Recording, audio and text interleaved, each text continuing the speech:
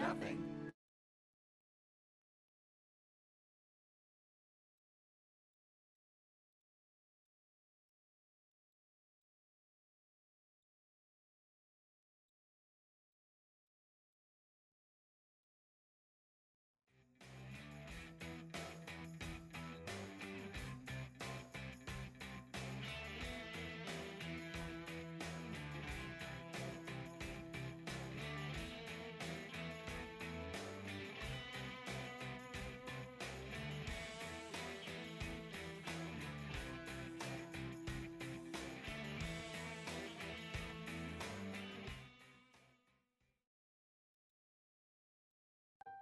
I wanted to find a bank with a purpose. I wanted to find a place that would take my money and not use it to cause the financial crisis, but to fix the financial crisis and to help end income inequality. The people that we employ are usually clients right off the streets. They don't have an account, but Amalgamated is willing to get that started for them. Their reputation of supporting the working man, I think, speaks for itself. This is a bank that cares for their customers, and I appreciate that. We were able to access a construction loan through the bank's programs, and that loan has helped us house 28 families in the community. Amalgamated is a bank that was started for and about working people.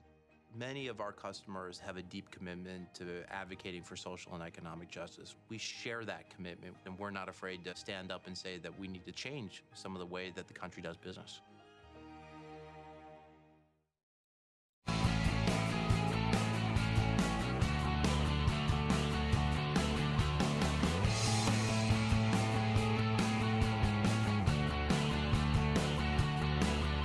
Giving you everything you need to fight the Trump administration.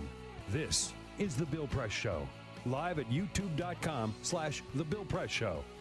Well, hey, good morning, and welcome to The Bill Press Show. My name is Jason Dick. I'm the deputy editor at Roll Call. Bill is absent from school today. The note that we got from Carol said that he is reshooting his scenes for the Game of Thrones finale. So more on that in a few moments. Someone, if you do see Bill, ask him what Game of Thrones is. I actually, that's your job tomorrow, Peter. When he's back, or if he is back, from the shoot. I'm just gonna ask him, explain Game of Thrones to me, and that's just everybody can sit back and enjoy. That got a listener in me. So.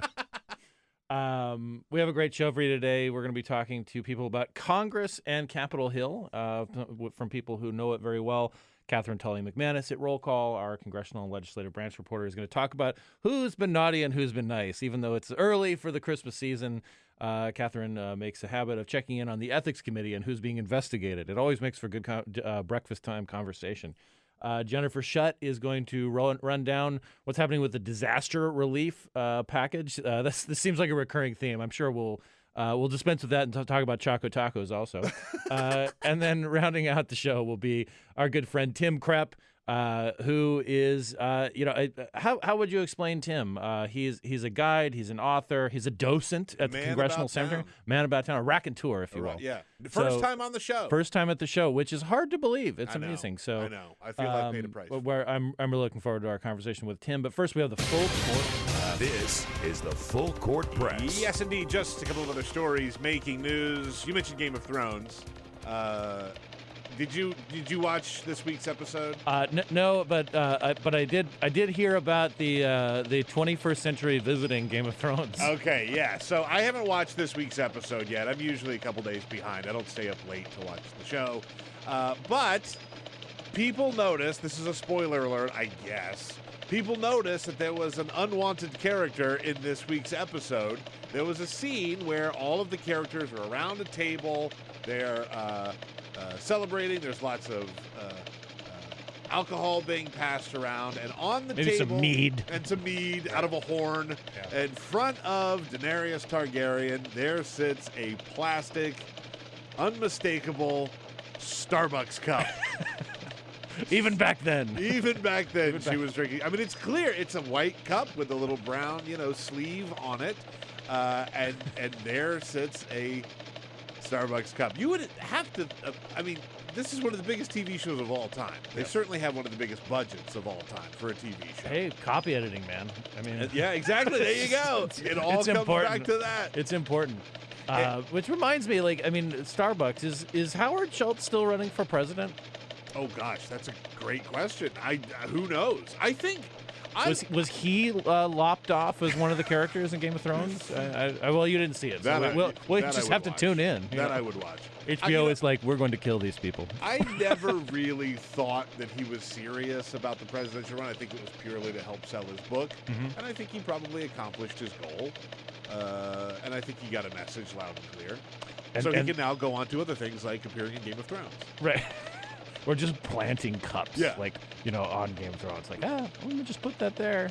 Do you have an Amazon Alexa or one of these home assistant things? A smart home? A smart home. Do you have one of these things? No, I don't. Neither do I. I'm one of the few people who don't, apparently. I don't. And I made an active decision. I'm not going to bring a listening device into my house. And I'm not a conspiracy theorist. I'm not a nut. I just don't want a big tech company to listen to everything that happens in my house. Well, there is a news story out that says that Amazon's Alexa, Apple Siri, Google Home, Assistant, which is another thing, they're all constantly listening to what you're saying. And they are all... Wait, really? I know. Shock of shocks. I mean, like, I'm shocked.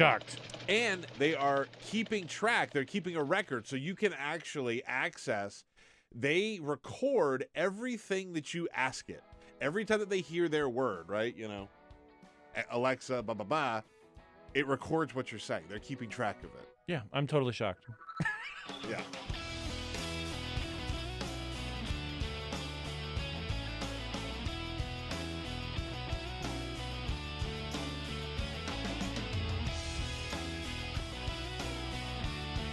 This is the Bill Press Show. So before we move on to other topics, I do want to just revisit this last one about our smart home spying on us. They're listening. They are, and I have to admit, I mean, like I sometimes, I mean, believe it or not, I can come across as a bit of a crank when it comes to what about the brightest new thing that you can insert into your house. Who knew? I had no idea that I would need a toaster with a wireless signal in it. Oh yeah. But apparently I do, and I'm missing out. Or a refrigerator with a glass. I was about to say that's my favorite. You can press a button and it'll have a camera inside your refrigerator that'll show you what's in your refrigerator. Right, because that's so much easier than getting opening the door.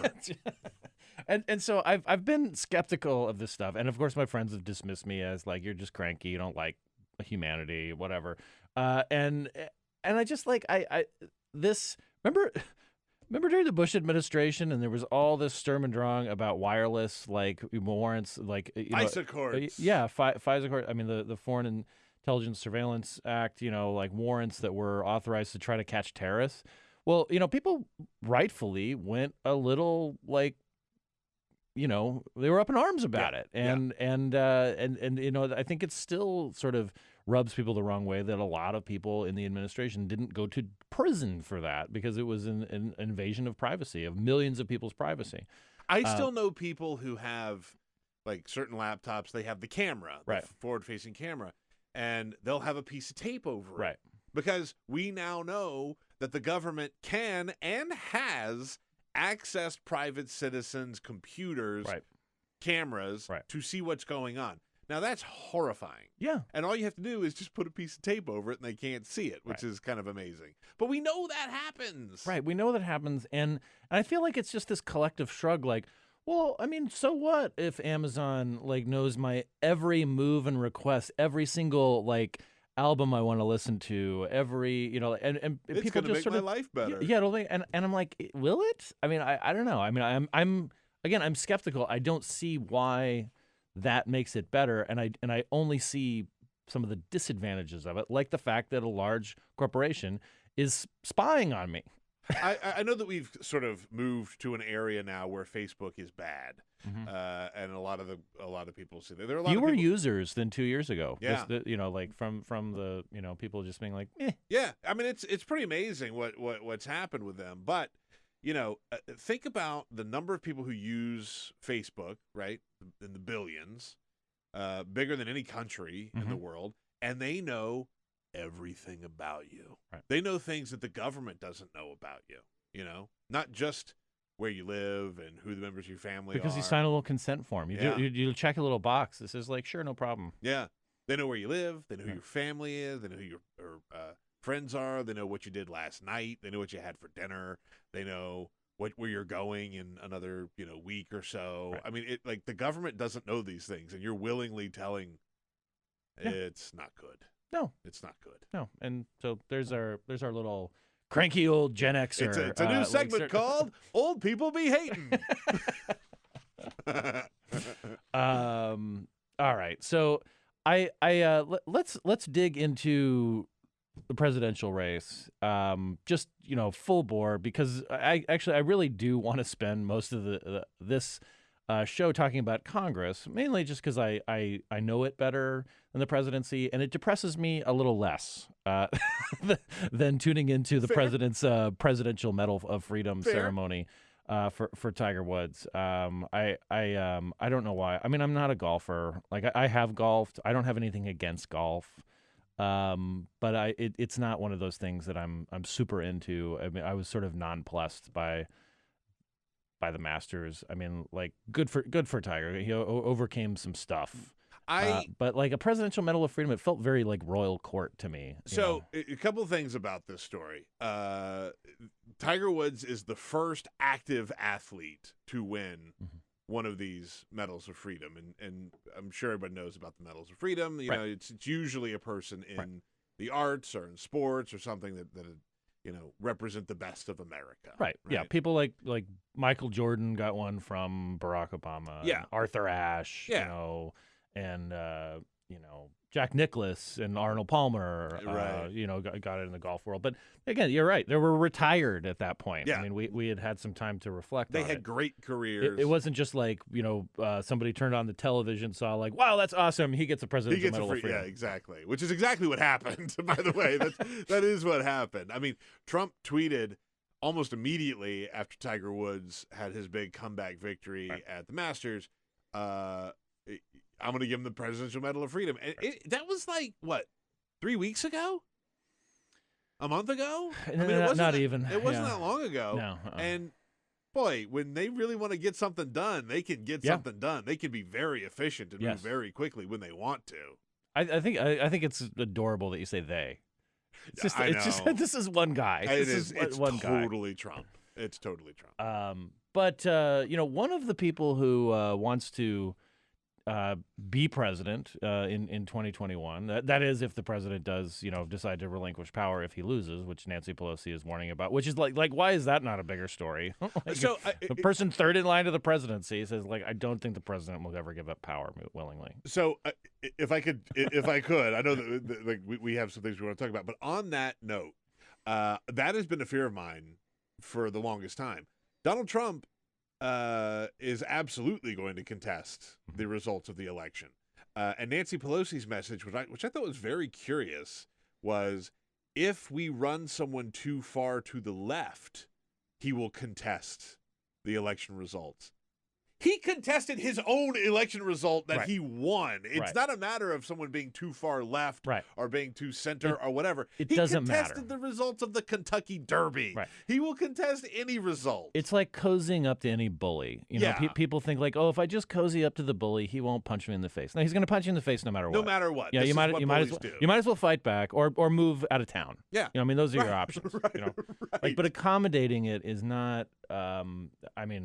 This is my bias against, sort of kowtowing to bullies and people who are just overall jerks. Anyway.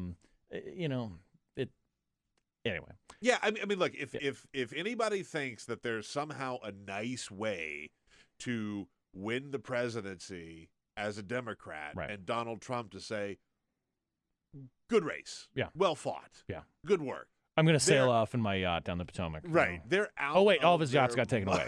That's right. But they're out of their minds. Right. It doesn't matter who wins.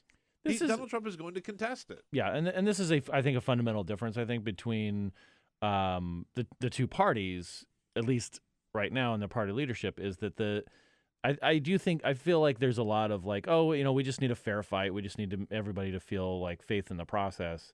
And people like Trump, and they're like, no, we're gonna come through here with like blowtorches and welding equipment to make sure that we can hang on to power. Yeah, everybody should be terrified of. And I know that we have plenty of things to be terrified, like right now. Yeah, but mass extinction, climate change. Yeah, all that stuff. But just a little bit farther on down the calendar, after the election next year, it's going to be a real problem. And I've been saying that since day one. Yeah. I don't care who beats Donald Trump, and I'm not. I don't think anybody's going to beat him in like a landslide. Right. But if he does lose this next presidential race, he's not going to go out quietly. No, not likely. But fear not, Andrew Yang has an idea. This is so great. This was at a rally, air quotes, rally for Andrew Yang. It was a gathering for Andrew Yang yesterday afternoon. I'm going to be the first president to use PowerPoint in the State of the Union. How do you Yeah, break out the PowerPoint chant. I don't do it. What?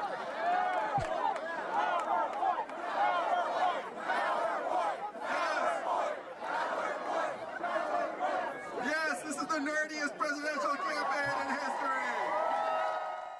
Well, he said it. Okay, I mean, good for him for sort of latching on to an identity. I think as our friend Brandon Weatherby, talked about yesterday, there is no nerd culture anymore. I mean, Right. there's just culture. I mean, when the biggest movies on the planet are based on comic books, sorry, the nerds won. The richest man in the world is a nerd. I mean, this is it's over. The nerds won.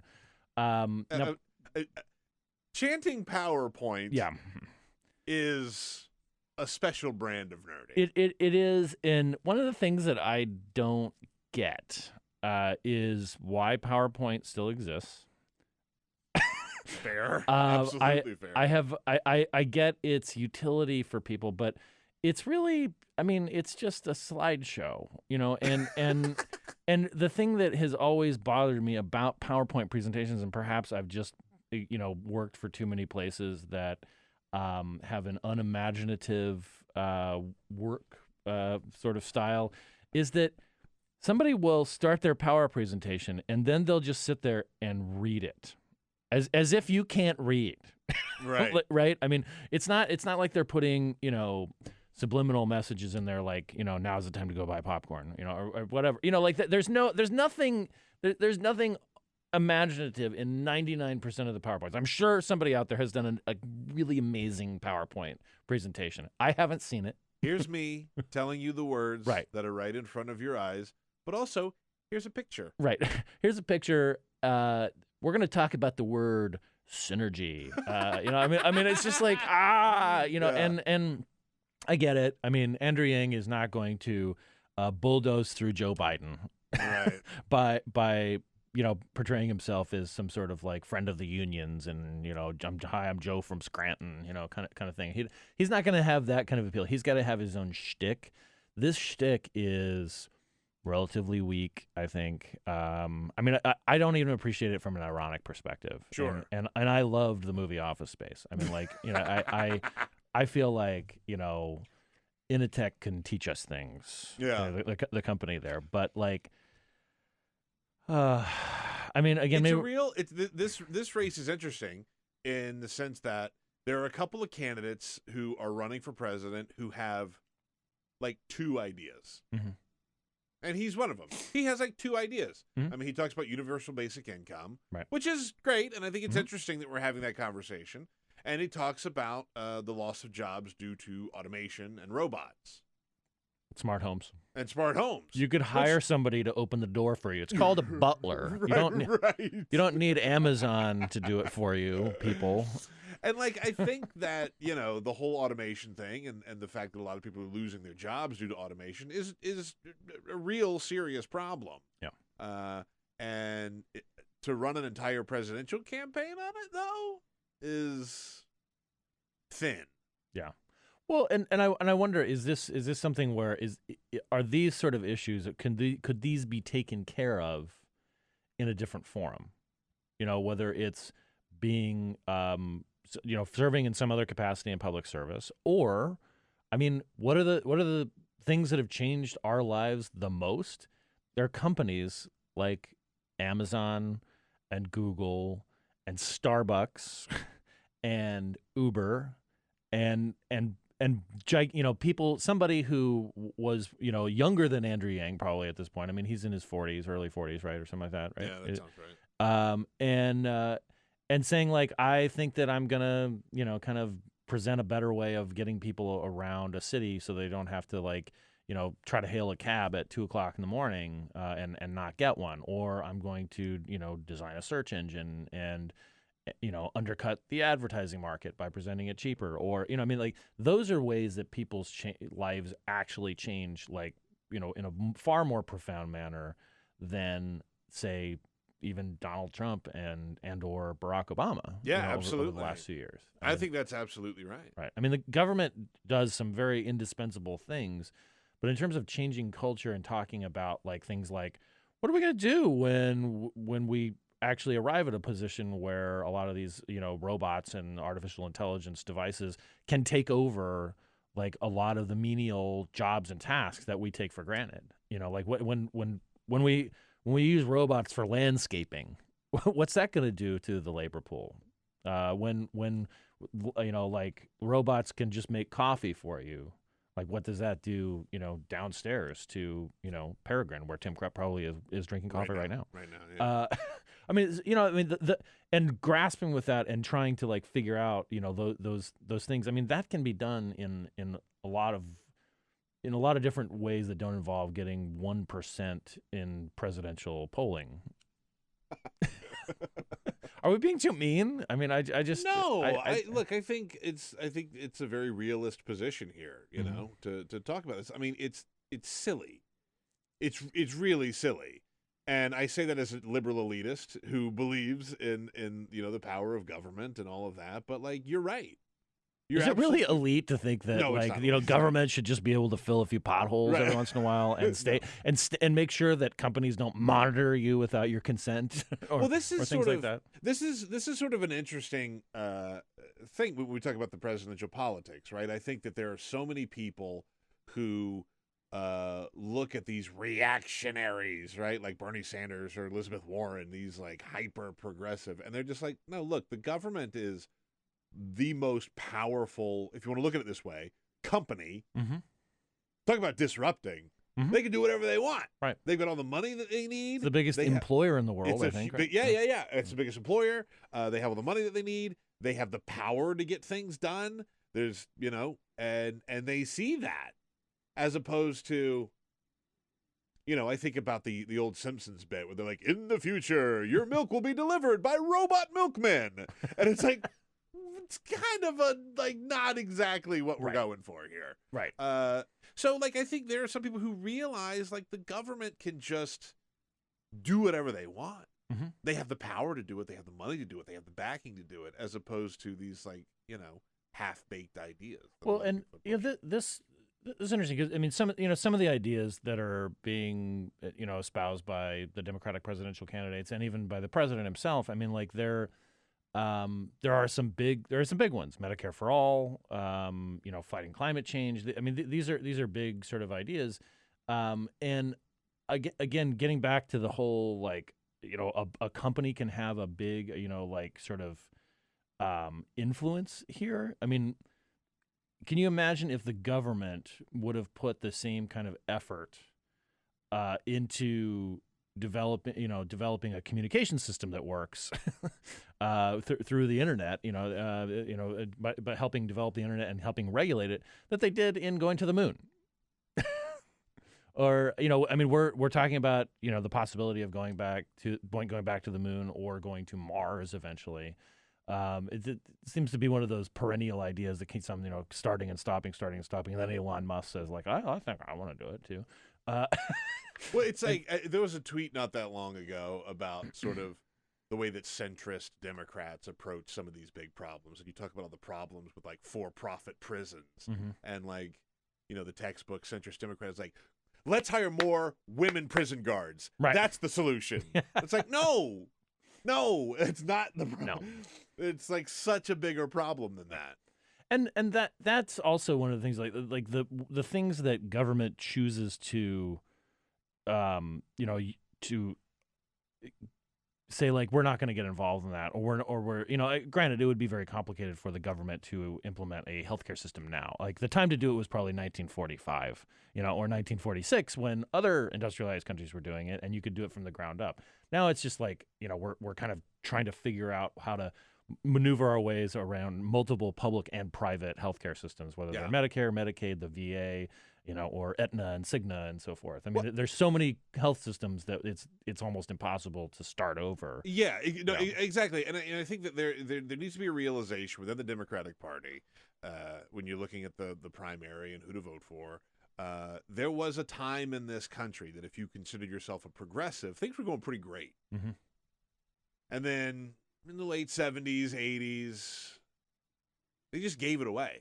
They didn't fight for it. Right. They just gave it away. They gave it over to the banks. They gave it over to the health insurers. They gave it away. I mean, any number of issues. Well, it seemed like a pause, right? I mean, like they started with Medicare and Medicaid because, like, all right, we can't get universal health care, so let's start by covering the two most vulnerable populations. Yeah. Poor kids and poor people and old people. And old people. Yeah.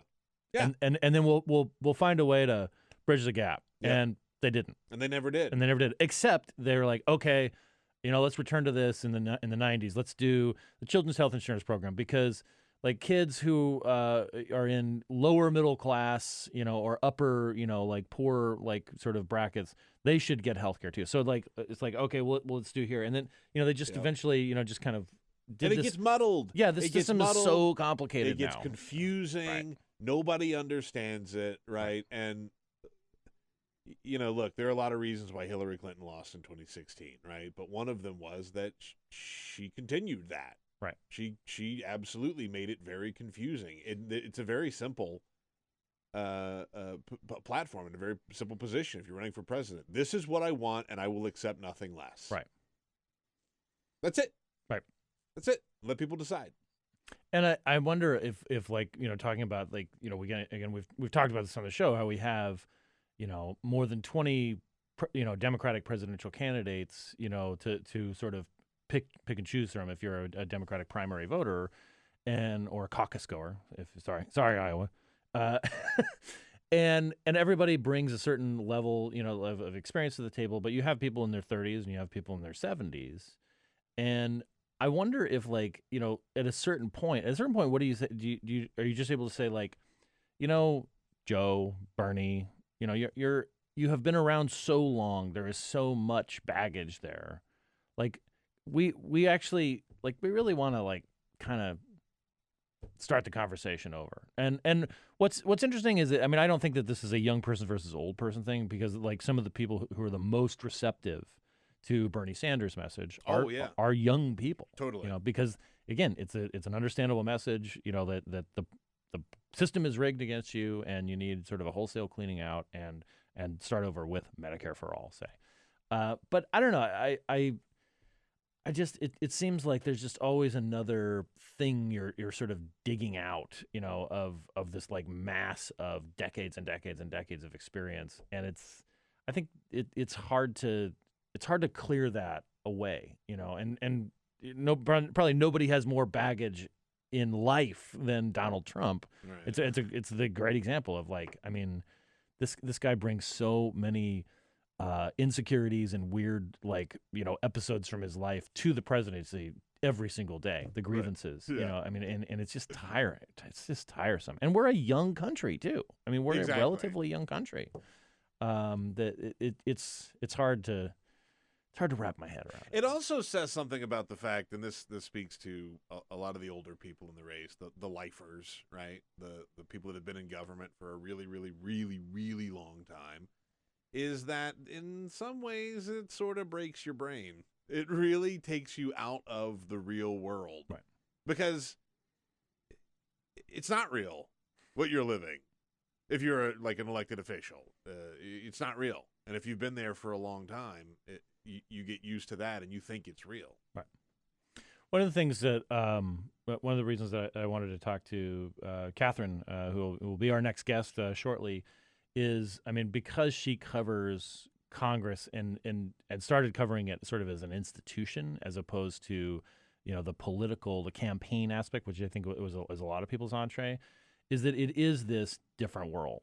And it has its own rules and mores, and a lot of that is incredibly different than than the work life that the rest of us have to experience on a daily basis. And it's also so that those people who do have to, work for a living, they don't spend a lot of time thinking about, they don't see it, they don't understand it, they don't grasp it, in a lot of ways.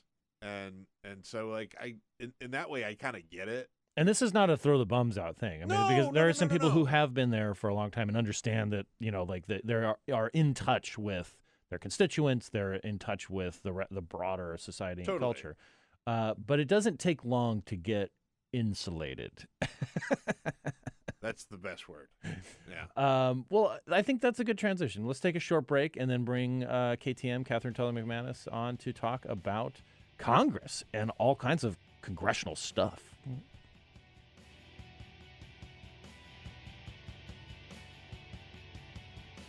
Take The Bill Press Show anywhere you go. Download our free podcast, search for The Bill Press Show on iTunes, and catch the highlights from every show.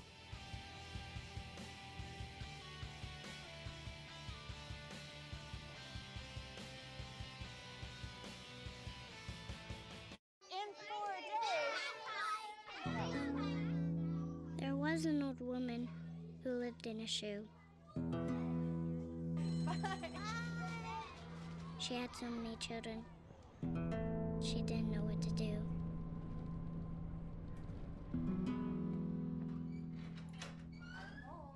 Did you have a good day at school?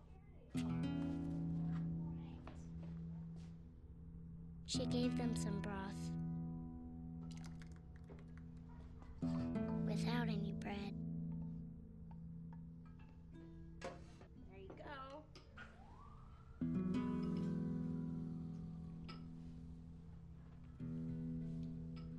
And kissed them all soundly. Night-night. Good night. And put them to bed. Hunger is a story we can end. End it at feedingamerica.org.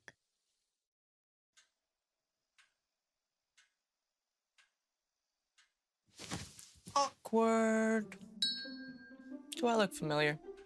I should. You might remember me from here. Here.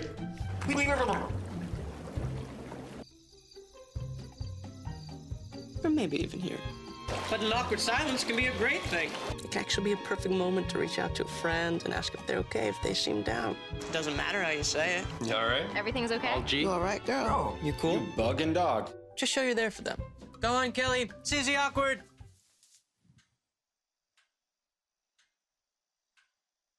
Hey, you haven't really been yourself lately. Are you okay? Find out how you can help a friend with their mental health at seizetheawkward.org. Do you want to retire like a champ? Just like legendary basketball star Uncle Drew? Don't do him like that, Uncle Drew! You're already acing the game. You've got your dream ride. Don't be slamming my door. Sorry about that. You just did the same. Gotta get the boys. Your dream vacation and your dream team. And now you can make your retirement just as legendary. I get buckets. Get the tips you need to get on track at aceyourretirement.org. It's a big responsibility. Oh, it's huge. I know, it's huge. And the salary. Oh my god, yes. I Right? mean, like, I was about to move in with my parents, and right before, so this saved me. I really believe in you, you know. Thank you. It's nice to hear that from someone. These are cool.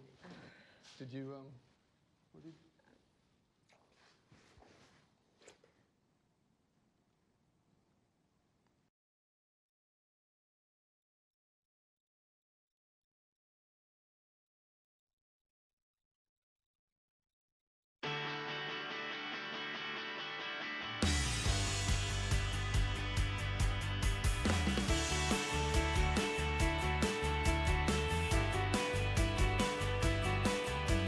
This is the Bill Press Show.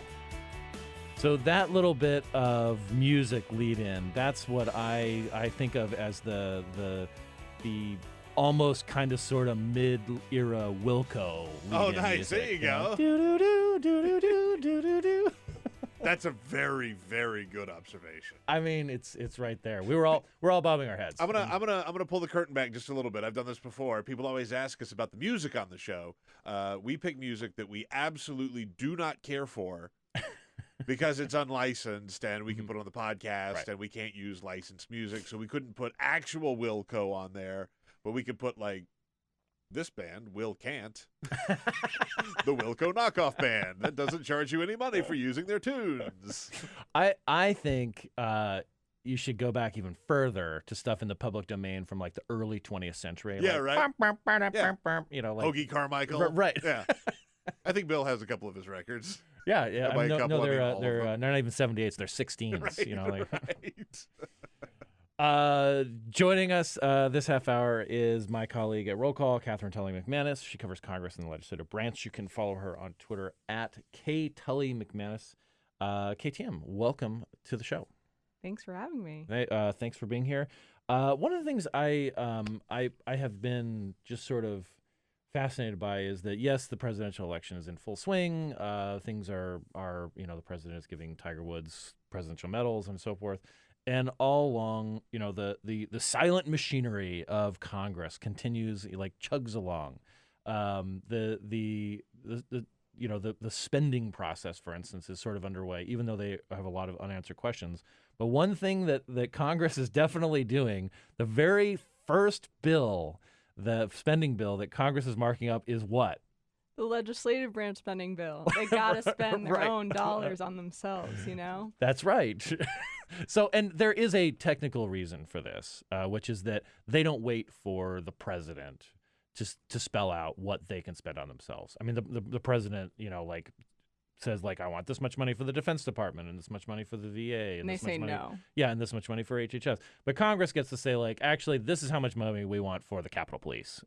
Right. They have the legislative branch agencies. So you think of Congress as the House and the Senate, Mhm. but there's all these support agencies, the Capitol Police, the Library of Congress, Right. the Architect of the Capitol. The leaders of all of those agencies actually submit their own request to the Right. committee instead of running it through the White House, which I think is, on one hand, functional. Mhm. It speeds the process up, but it's also really symbolic that the president, yes, will have to sign the bill at the end of the process, but the legislative branch doesn't want the president saying, we're going to slash funding for the Senate, or Right. he'd probably do the House nowadays.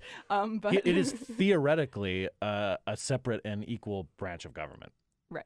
In theory, it is at this level, and this is one of the very consistent areas where they do assert that power. They may be like, you can withhold parts of, say, Robert Mueller's special counsel report, but when it comes to how much money the Library of Congress gets, we have the final say on this. Yeah, and you can see actually the trust issues at play within the legislative branch bill. Even earlier this year, the now outgoing chief of Capitol Police, Matthew Verderosa. Yes. Verderosa said that for the conventions, the upcoming Republican and Democratic national conventions, Capitol Police wants a huge presence there, as they usually do. And when lawmakers ask, but there's Secret Service, but Homeland Security is there, the FBI is usually on the scene, because there's so many high-profile people. Basically, Capitol Police said nobody's protecting Congress like we are, and we don't want any, the buck stops with us. We don't want any threats or anything against our people being handled. They will coordinate with all those other law enforcement agencies, but they want to be on the scene with their, bomb robot and all of their equipment, and that's why partially they're asking for an increase. Right. And this also, brings up an interesting point too, which is that when there is a threat against a lawmaker, yes, the FBI is brought into it, but the original jurisdiction on a threat on a lawmaker or her or his staff is the Capitol Police, even if that threat occurs out in Cottonwood, Arizona. say, for Correct. instance. And So- they've really been emphasizing to lawmakers in recent years, especially since the baseball shooting. 2 years ago, yeah. Yeah, 2 years ago, the coordination that they do. And they've always had a coordination system, but they're showing it and articulating it much more clearly to lawmakers, that when you have a town hall meeting, your hometown police chief is probably in contact with the Capitol Police about strategy for how to deal with rowdy protesters, how to deal with maybe that disgruntled guy that's always outside your district office. Or a unique threat that's been phoned in that the Capitol Police are aware of that maybe the town of Sparta, Georgia, is not. Right, and they are in coordination. And that, I think, in recent years, lawmakers have been really happy to hear about those efforts. Other exciting elements of the bill, if you're interested in how Congress wants to spend money on themselves. I am. For instance, again, the Library of Congress, this is this gem, I feel like, that the people, when they visit Washington, that may not be top of mind. They go to the Smithsonian, they go to the World War II Monument, the Lincoln Memorial, and so forth. The Library of Congress is the world's largest library. It has everything in it. It is free. The tours are not overpacked with people led by Tim Krepp, or maybe he will. He's showing up later on today, so I'm just gonna sprinkle conversation throughout the day with references to Tim Krepp. But it is this gem, and it's a gorgeous set of buildings, particularly the Jefferson Building, and it's untapped almost. Yeah, the Librarian of Congress, Carla Hayden, she is trying to change your Washington D.C. vacation itinerary to put the Library of Congress higher up on your list. There's a very ambitious plan that they are undertaking to, quote unquote, transform the visitor experience.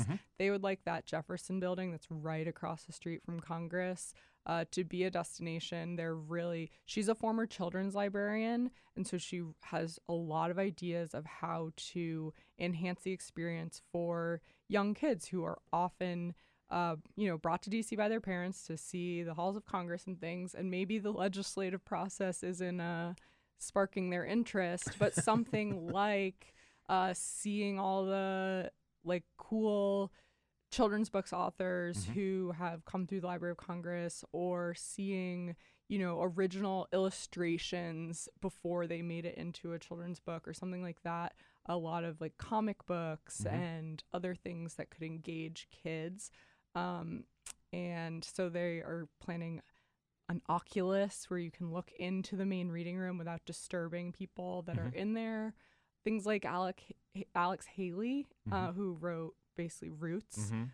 He did tons of his research physically at the Library of Congress, and bringing those types of resources and history to life for people is one of their goals. They're also doing a really unique element, which is a public-private partnership to fund it. So Congress will appropriate some of the money, but they're also doing a huge fundraising effort.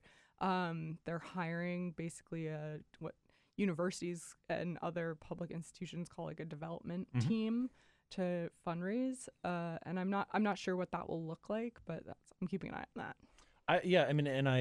Not to just become fanboys and girls just for the Library of Congress, but I do want to mention one last thing before we move on to a couple of other issues that we're going to talk about, which is that for a movie person, a big fan of the movies, the library is very involved in preservation efforts for film, and in particular because a lot of film stock, and particularly in the early part of the 20th century, was incredibly unstable. They lost an immense amount of movies particularly from the silent era that were just gone, and so they have massive restoration and preservation efforts underway for the early history of film up until contemporary time. And they have a big campus out in Virginia that where they show movies a lot, and part of that is making sure that the film doesn't deteriorate, so you have to actually use it. But they also have they have showings at the Madison Building. There you can go to free movies at the Library of Congress. Really cool things too. This month they're doing a talk. I do not remember if it's the director or the writer of Crazy Rich Asians, and a showing. And people might remember when the Queer Eye team were in town a few weeks ago.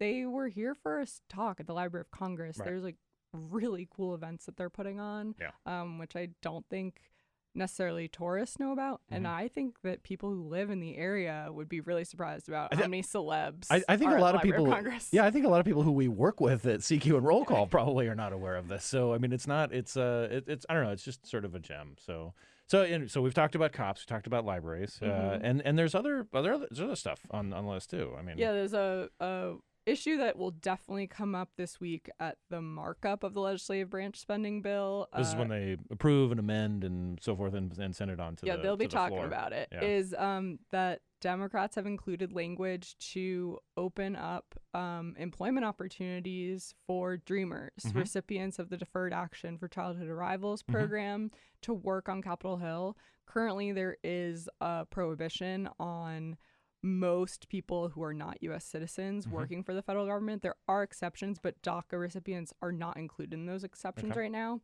And if you can think about in the last few years, the political mobilization that has emerged around immigration issues, and especially these Dreamers, who many of whom are college educated, many of whom have gotten involved in activism. Even there was a lawmaker elected this cycle whose political director of his campaign was a Dreamer. He wanted her as chief of staff. And then he found out she's ineligible to work for him on Capitol Hill. So he basically said, thanks for getting me here. I can't employ you anymore. Right. And they are trying to change that. They would love to bring some of those engaged activist Dreamers into the policy making arena. Who better to have input on their own experience, that kind of idea. We did hear some initial pushback in the subcommittee markup, and I will be keeping an eye on Wednesday whether Republicans voice a larger concern about that. Yeah, I mean, again, high drama. High drama. Another another area.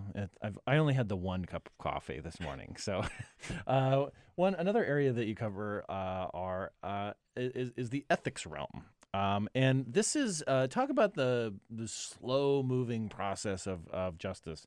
I mean, particularly in the House, there is a process by which members can be investigated.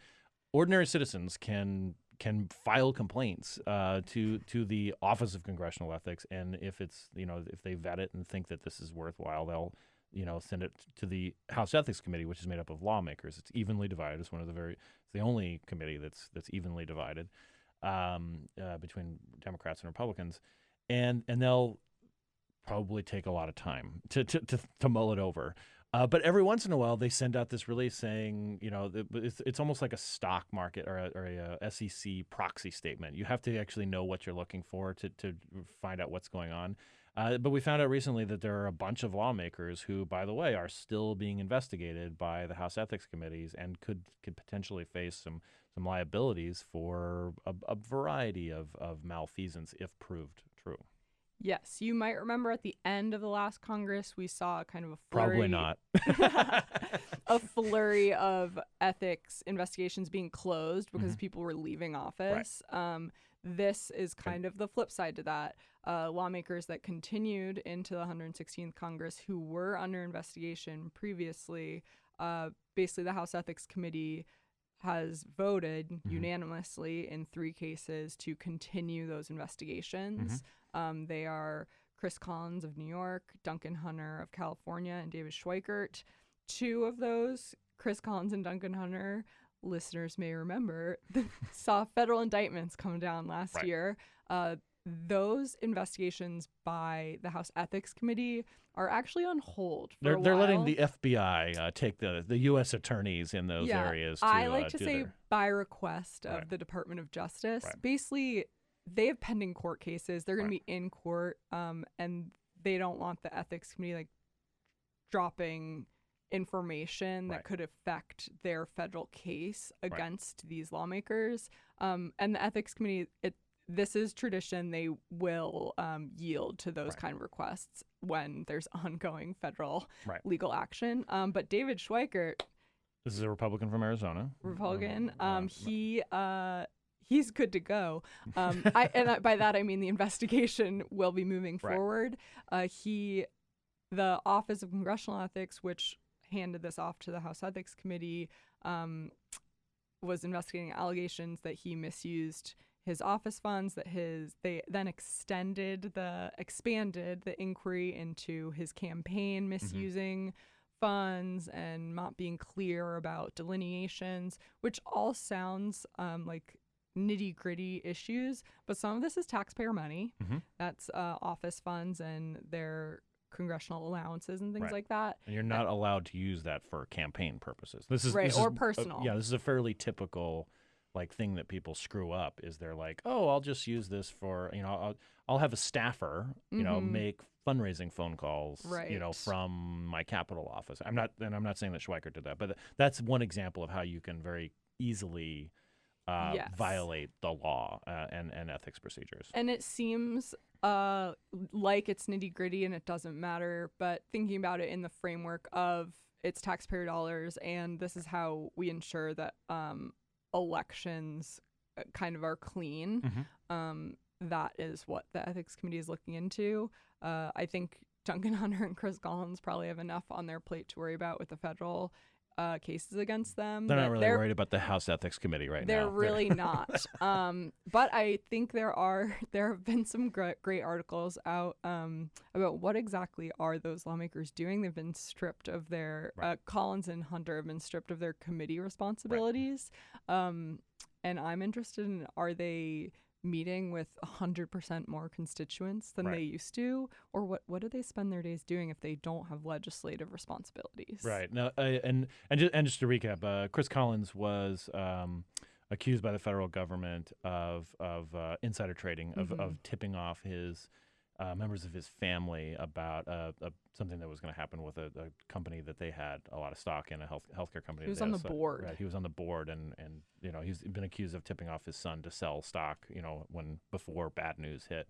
And then Duncan Hunter, it was misuse again of campaign and office money to the degree where he was taking he's been accused of taking personal vacations on the taxpayer's dime. Right, and really trying to bully his way into a naval base in Italy in order to basically write off a family trip to Italy as a congressional trip. Listeners may also recall, because this is just so vivid, is that one of the things that I think he used campaign funds to pay for was the transport of a pet rabbit, one of his kids' pet rabbits on an airplane. I think it is at one point. So he was also writing off things, which this really did rile up people on both sides of the aisle.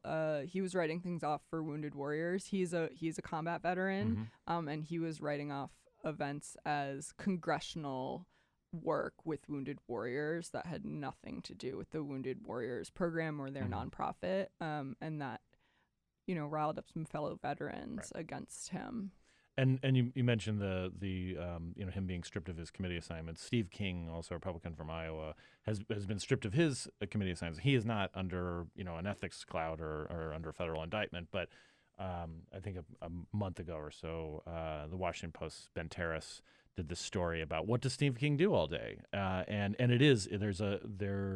you got a lot of free time on your hands if you're not going to committee meetings, and that it's more than just the couple hours in the morning that they reserve for committee hearings, because most people you've been to a lot of hearings, and like most people don't show up for them. So many hearings, but there's a lot of preparation. I mean, if you take your job seriously, there's a lot of preparation that goes into that.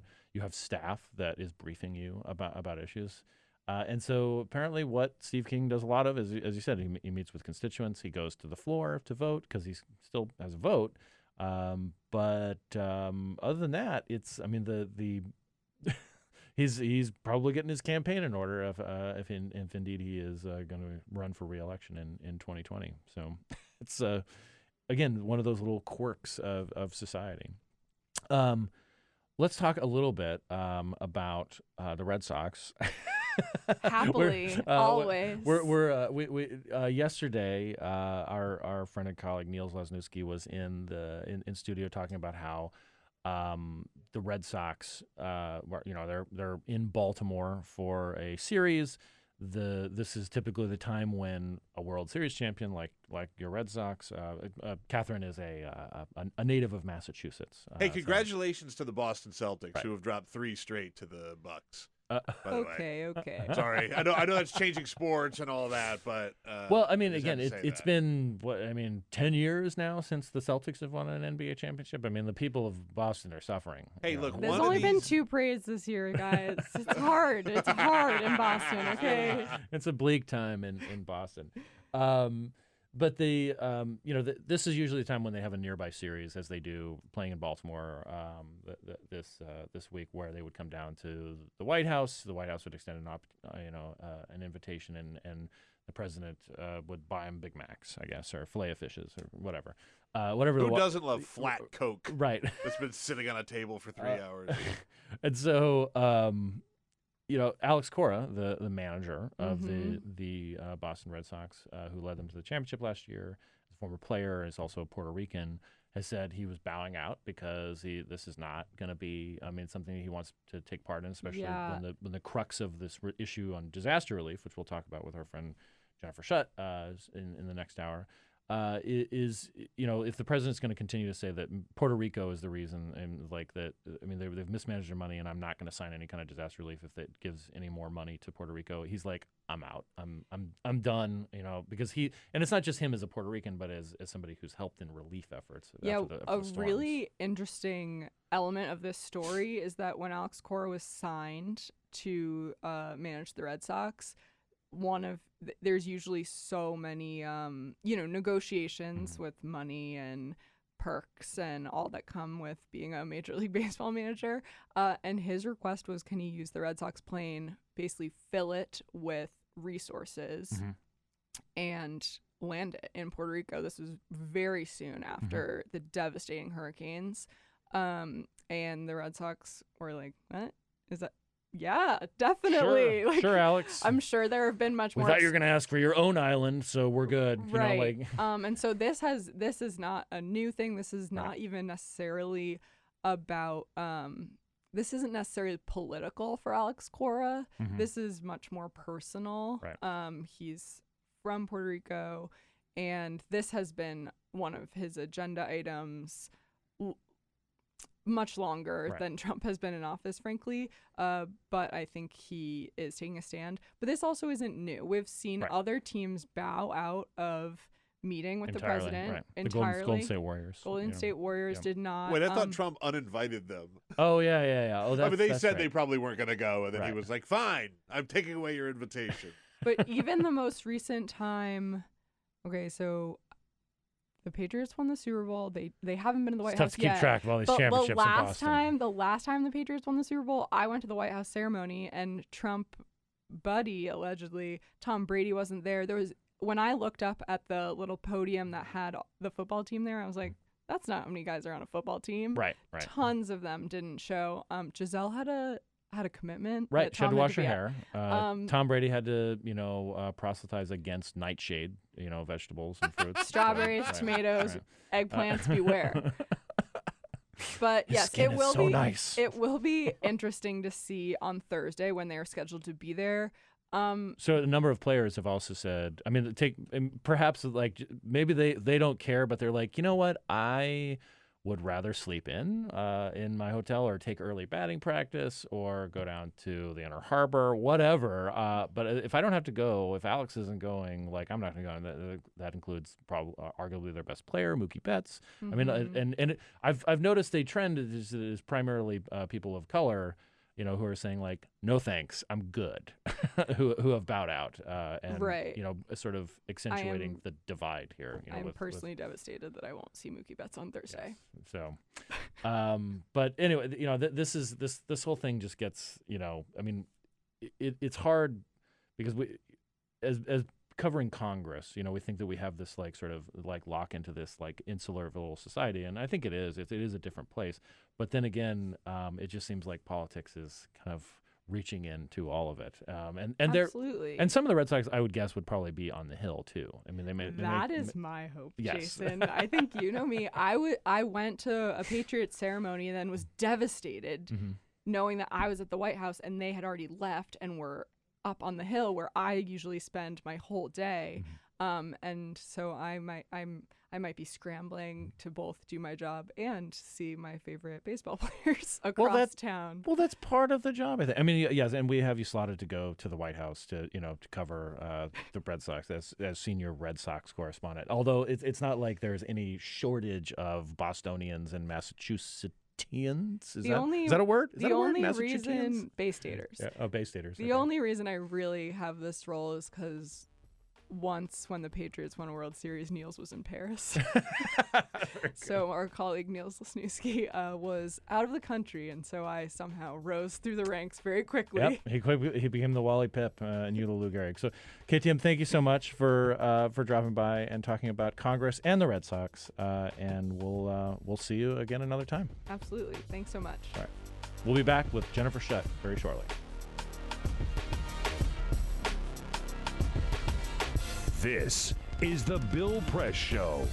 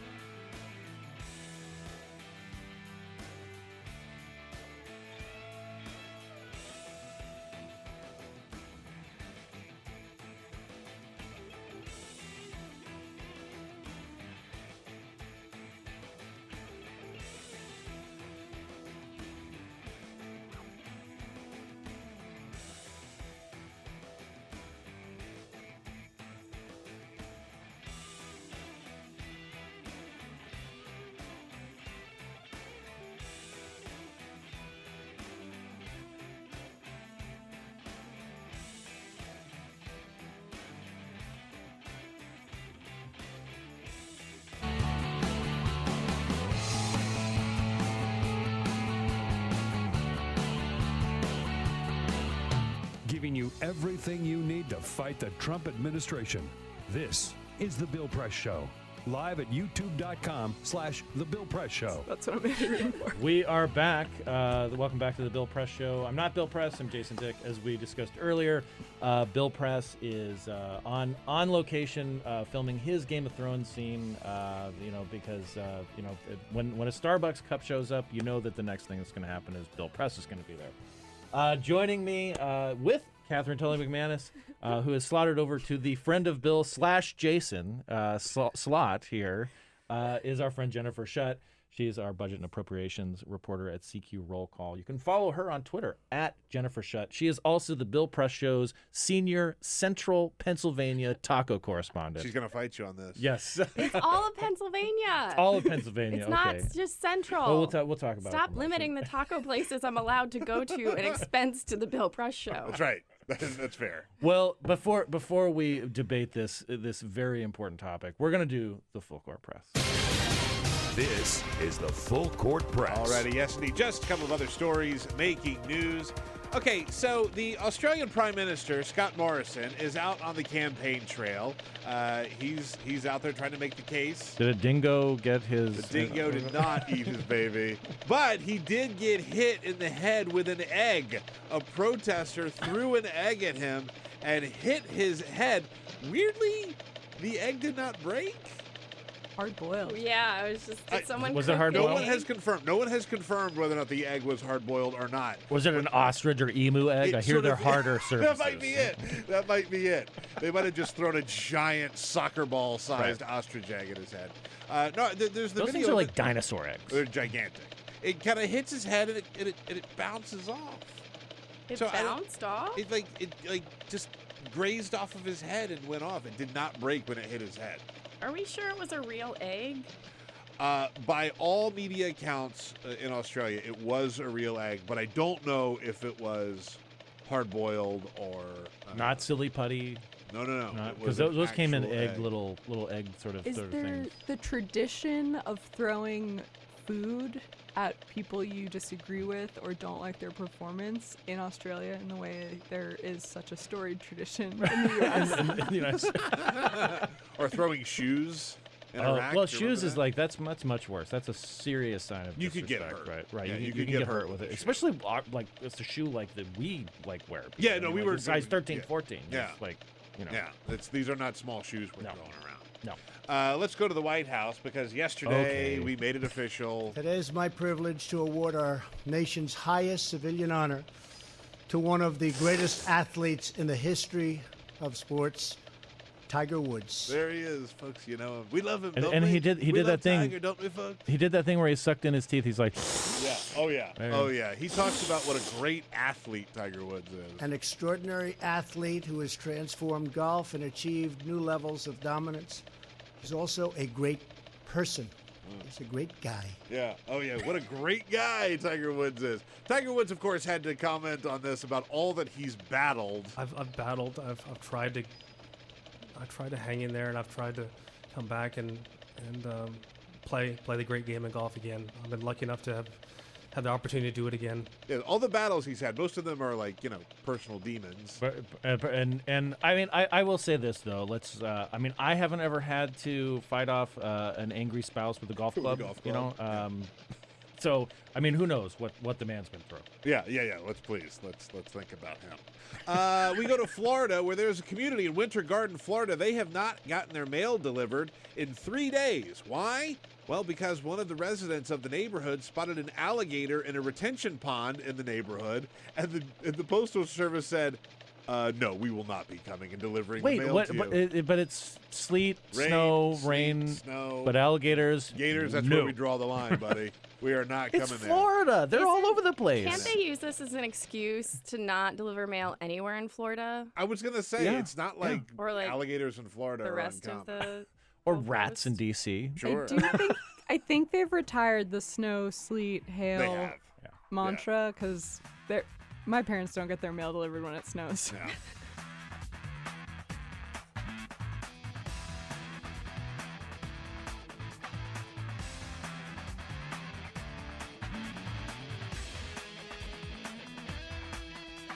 This is the Bill Press Show. How's everybody doing? We are back. And again, as I said, we're welcoming Jennifer Shutt, our budget and appropriations reporter at CQ Roll Call, to joining Katherine, Tully-McManus, and I. KTM and I were talking about the Red Sox, which is a great segue to Alex Cora not going to the White House because he doesn't. He is a little upset with the president holding up a huge disaster relief package over Puerto Rico, which is where he's from. Jen, you've been covering this yesterday. We were expecting perhaps some slight indication that there was movement. We'd gotten some word that the two top Senate appropriators were going to meet, Patrick Leahy, a Democrat from Vermont, and Richard Shelby, a Republican from Alabama. And instead, you went to a birthday party.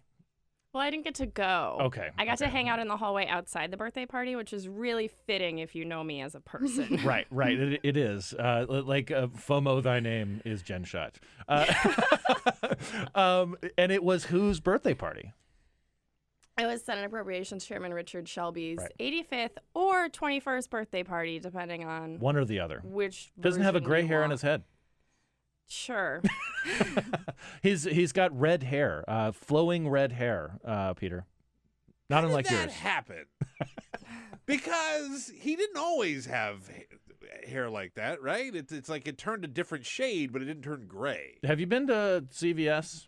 They have Yeah. these products you can use to. I understand.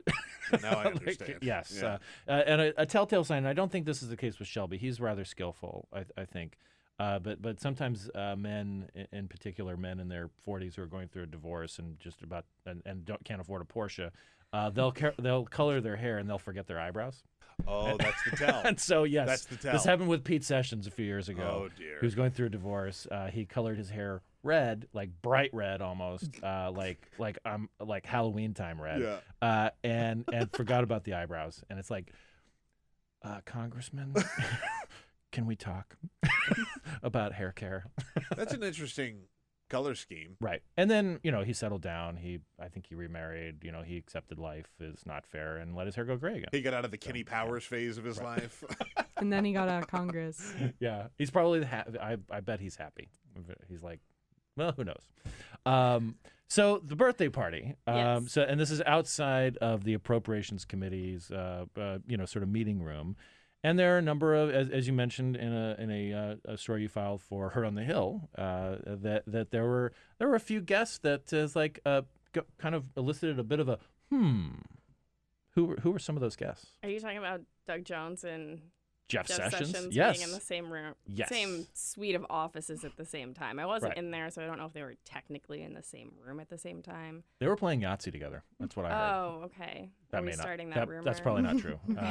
But no, Jeff Sessions, the former Attorney General, longtime senator from Alabama, he gave up his relatively, totally, completely safe, Senate seat to be the Attorney General under Donald Trump, which is less safe. Yeah, it's an interesting career choice at that point. But he well, it worked out really well for him. It worked out, and also I'll note that, like, regardless of how you feel about Sessions as a person, as a lawmaker, his politics and so forth, he did the right thing as Attorney General. He recused himself from an investigation in which he had a potential conflict of interest, which was the beginning of his demise working for Donald Trump. He acted ethically and in keeping with Justice Department guidelines, and he endured basically 2 years of hell for it. So anyway, Jeff Sessions. It was time for him to head to a party. Right. It was time for him to head to a party. So, weirdly, last week I was riding my bike, and out of the corner of my eye I saw Sessions, and he was about to cross East Capitol Street on like 3rd, and it was like 8 o'clock in the morning, and he had a full suit on. I mean, he looked like he was getting ready to go to a job interview or something. Anyway, there's a rumor that Sessions could potentially be interested in running for his old Senate seat, which is up in 2020. Doug Jones, the Democrat who won that seat in special election when Sessions left, he beat Roy Moore, the Ten Commandments judge down there, who had a thing for younger women. I was going to say the Ten Commandments judge is actually kind of like generous. Yeah, it's compared kind of to everything else. Well, that's how he that. made his reputation. I know.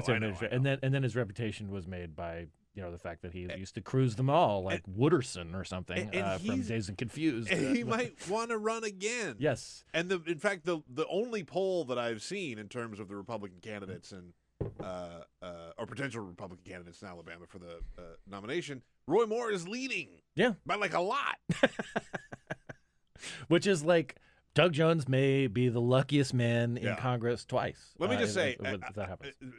All my family is from Alabama, and these are my people, for better or worse, right? I was convinced that Roy Moore was still going to win that senatorial. This is what Trump's election did to the world. I know. It always points that it's like a grain of sand in your mind. Like, I know that I know that like some sort of like demigod is not going to emerge from the earth to run for governor of Arizona, but there is that small chance. You never know. Right. Like, we never thought Trump would get elected, right? So anyway, it created this like situation though where you're on the outside, like sort of waiting for news about whether billions of dollars are going to get funneled to communities that desperately need it, that are recovering from floods and hurricanes and other disasters, and a birthday party breaks out, and you even had a napkin, someone sneaked a napkin. A certain senator who shall remain nameless sneaked a napkin out for us. That was nice because that senator could not sneak cake out for us. Apparently. But didn't he? I mean, he. This is John Tester, a Democrat from Montana, who'd offered to try to abscond with some cake for you all. Right? I think he was mostly joking, but it was still a nice offer because if you know where the Senate Appropriations Committee office is in the Capitol, most of humanity does not. Yeah, so there's sort of a main entrance that everyone was going in, but there was a side entrance right next to an elevator. Always a side entrance in Congress. Yeah, if you were a certain lawmaker who may not have wanted to walk through the press gaggle at the main entrance, you could have taken the elevator down and walked through the side door. Okay. We were also watching the side door. But anyway, at one point in time, Senator Tester left, and he was jokingly saying that he would sneak a bunch of us in to get cake. And I really wanted to take him up on that offer because coconut cake just sounds It's really good. really good. It's really good, especially on a Monday. But I didn't know like what would happen if all of a sudden like a bunch of senators who know I'm a reporter were like, that girl's stealing cake.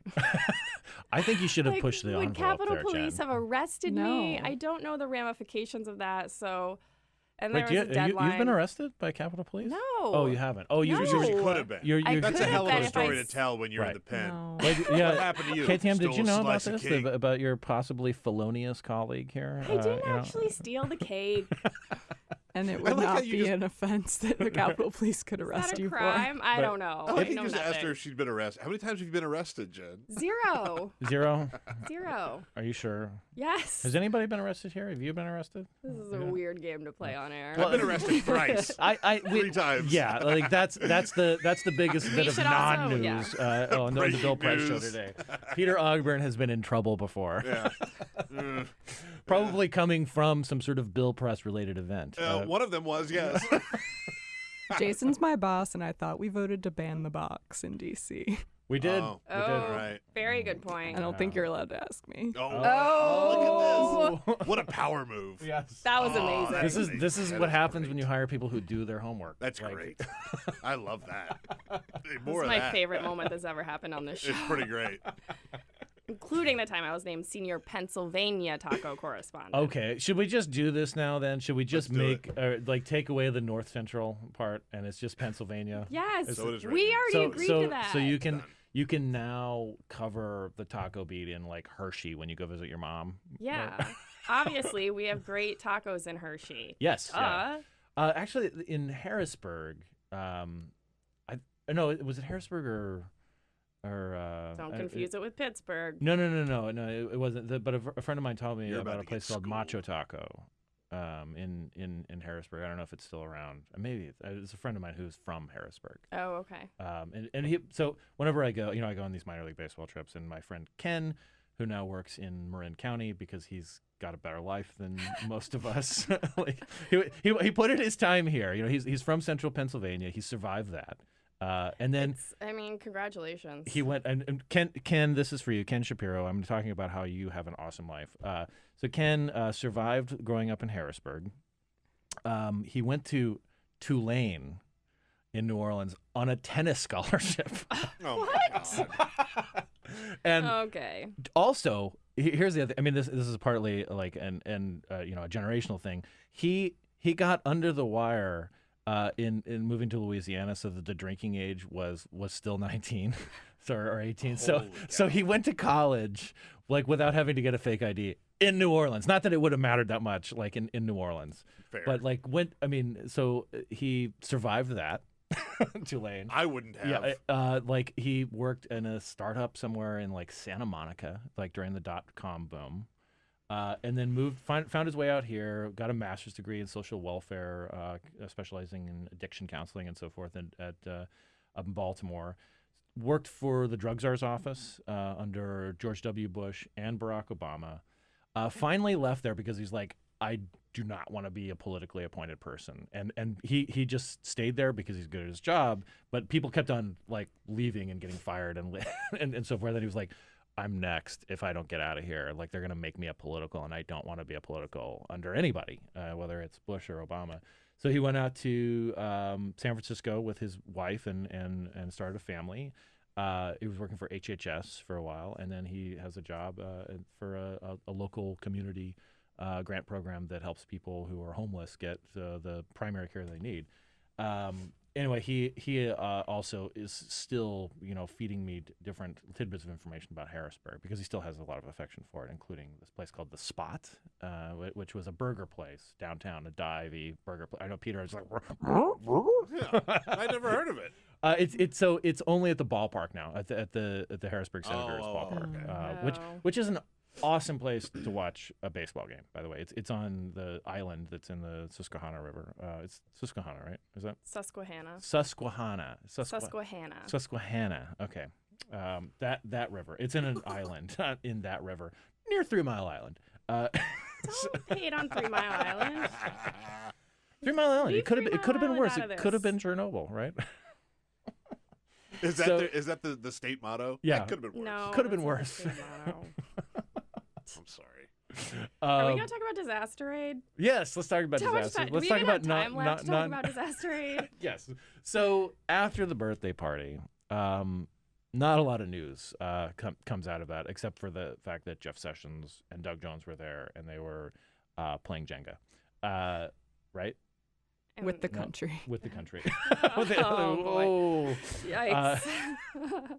So we have not a ton of time, granted, a lot of this money is overdue to these places, especially Puerto Rico and Georgia. Yeah, so I think Texas. the first thing. What's next? The first thing to sort of always point out when talking about the disaster aid package that's been stalled in Congress for months is that the communities in the states that are experiencing severe weather now, flooding, wildfires, tornadoes, etc., FEMA's Disaster Relief Fund, which is sort of the first on-the-ground federal government response to natural and man-made disasters, they have plenty of money, right? Okay. So that first sort of short-term, food, clothing, and shelter type federal government response, that is completely funded. There's no concerns that at any point in the next few months even, FEMA's Disaster Relief Fund would need a special aid package. And so, especially if Alex Cora can gas up the Red Sox charter plane and go down to Puerto Rico himself with supplies, right? Paper it's towel like, yeah, toss, it's right? supplementing. And so I think the other thing to point out before we get into the conversation about this disaster aid package is that following the hurricanes in 2017, those 3 severe hurricanes, 2 of which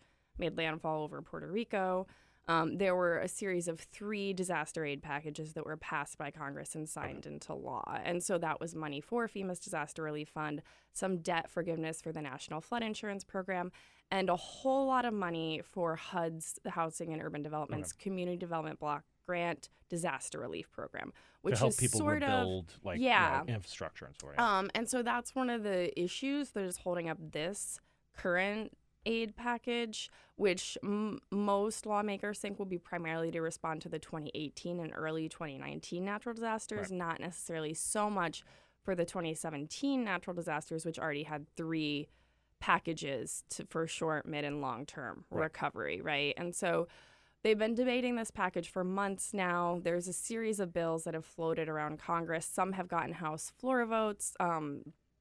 And so they range anywhere between, I think, like $13.45 billion and roughly $17 billion. And the House passed one in January. And it's just been kind of they've been sort of ping-ponging so they've back been and forth. going back and forth. And one of the complicated issues was that President Donald Trump, I'm not really sure, I don't, get tape recordings from the Oval Office, so I don't know what meeting he was in. Just ask the Russians. WikiLeaks.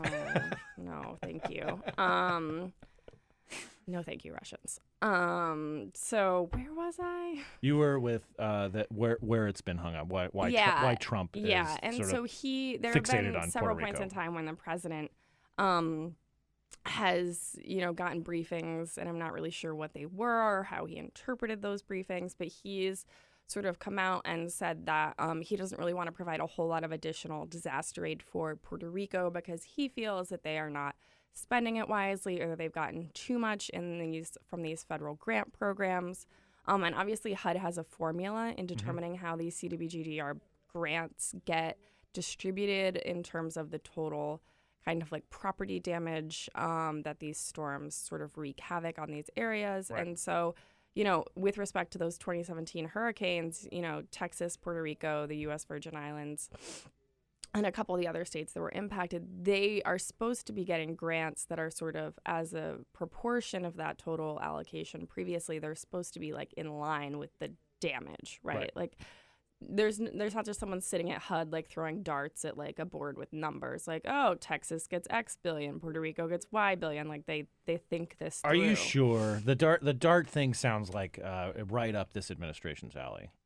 I mean, maybe certain people, but they're not the people. Or actually, that's how they choose the guest hosts on Bill Press. Peter just gets a dart, and he's like, well, it's an axe. Let me get a couple drinks in me. Yep, it's Jason. It's Jason again. Is it a dartboard of your face? No, it's a dartboard of other guest hosts' face. It's like concerning. Do you want to go get bagels now? Should we just leave? It's my Bill Press routine. So, I mean, one of the things that has sort of I feel like I'm like I have to check on Twitter sometimes that I'm not. It's not just an old tweet that's resurfacing, but like They're very similar. Yeah, Trump will like say like Puerto Rico has already gotten $91 billion, and then invariably Not like the number. John Harwood of Not the number. CNBC will say, no, that is not the truth. I mean, I feel like John Harwood is like he has an alert set up just for the Puerto Rico like sort of fact check, and because he's usually there within like 5 seconds, like this is not true. There's nowhere close to $91 billion. But it's like it's this thing that Trump won't let go of, and it's fascinating to see members of Congress, because it seems like they're just like, we'll eventually wear him down. Like, well, that's the really interesting thing that I'm sort of trying to keep track of this week is because Republicans made sort of their like fifth proposal to Democrats or something. They've been ping-ponging back and forth for months now, and this proposal would include additional aid for Puerto Rico and kind of incentives for HUD to more quickly distribute the previous CDBG DR grants to Puerto Rico and CBG Texas. oil? What? No, it's not. No. You notice I perked up again. Burgers, Yes. CPG oil. Yeah, there. Sorry. Disaster aid. No, but the formula, yeah, that they think that they can find a way to show him that they're spending the money wisely. Yeah, right? and Right. so that's the whole. There was a counter proposal last week that Democrats were much more receptive to than they were of previous Republican proposals, and there were staff negotiations over the weekend that Shelby told some of us yesterday on Monday had gone pretty well. He in said between bites of coconut cake. he didn't actually bring the coconut cake into the hallway. I think he was worried that we were all like so hungry at that point that we would have like stolen the cake from him. Probably. Just, Ravenous pack I'm not of- above that. But anyway, he said there's still some obstacles that they need to work out, and it sounds like they're sort of trying to fine tune it. And one of the things that I sort of took away from my conversations with him and staff and Democratic appropriators yesterday is that there's sort of, we're like 95% of the way there in terms of getting lawmakers to agree to a broad bipartisan disaster aid package. But Trump is the wild card, right? And so I think Joker's wild. I think the idea right now, from my interpretation of what's been happening and the conversations I've had, is that they want to get themselves 100% of the way, where everyone kind of very privately in a meeting, the congressional leaders, the appropriators, they sign off on a deal. And then I think Senate Majority Leader Mitch McConnell kind of needs to get on the phone. Maybe Kevin McCarthy needs to get on the phone or actually go over to 1600. Both of them have like designated disaster areas, Kentucky and California. Kentucky, yeah. Right. I mean, they want this money for their states well. McConnell has been very clearly frustrated with the slow pace of this. He's made several can you floor tell? speeches.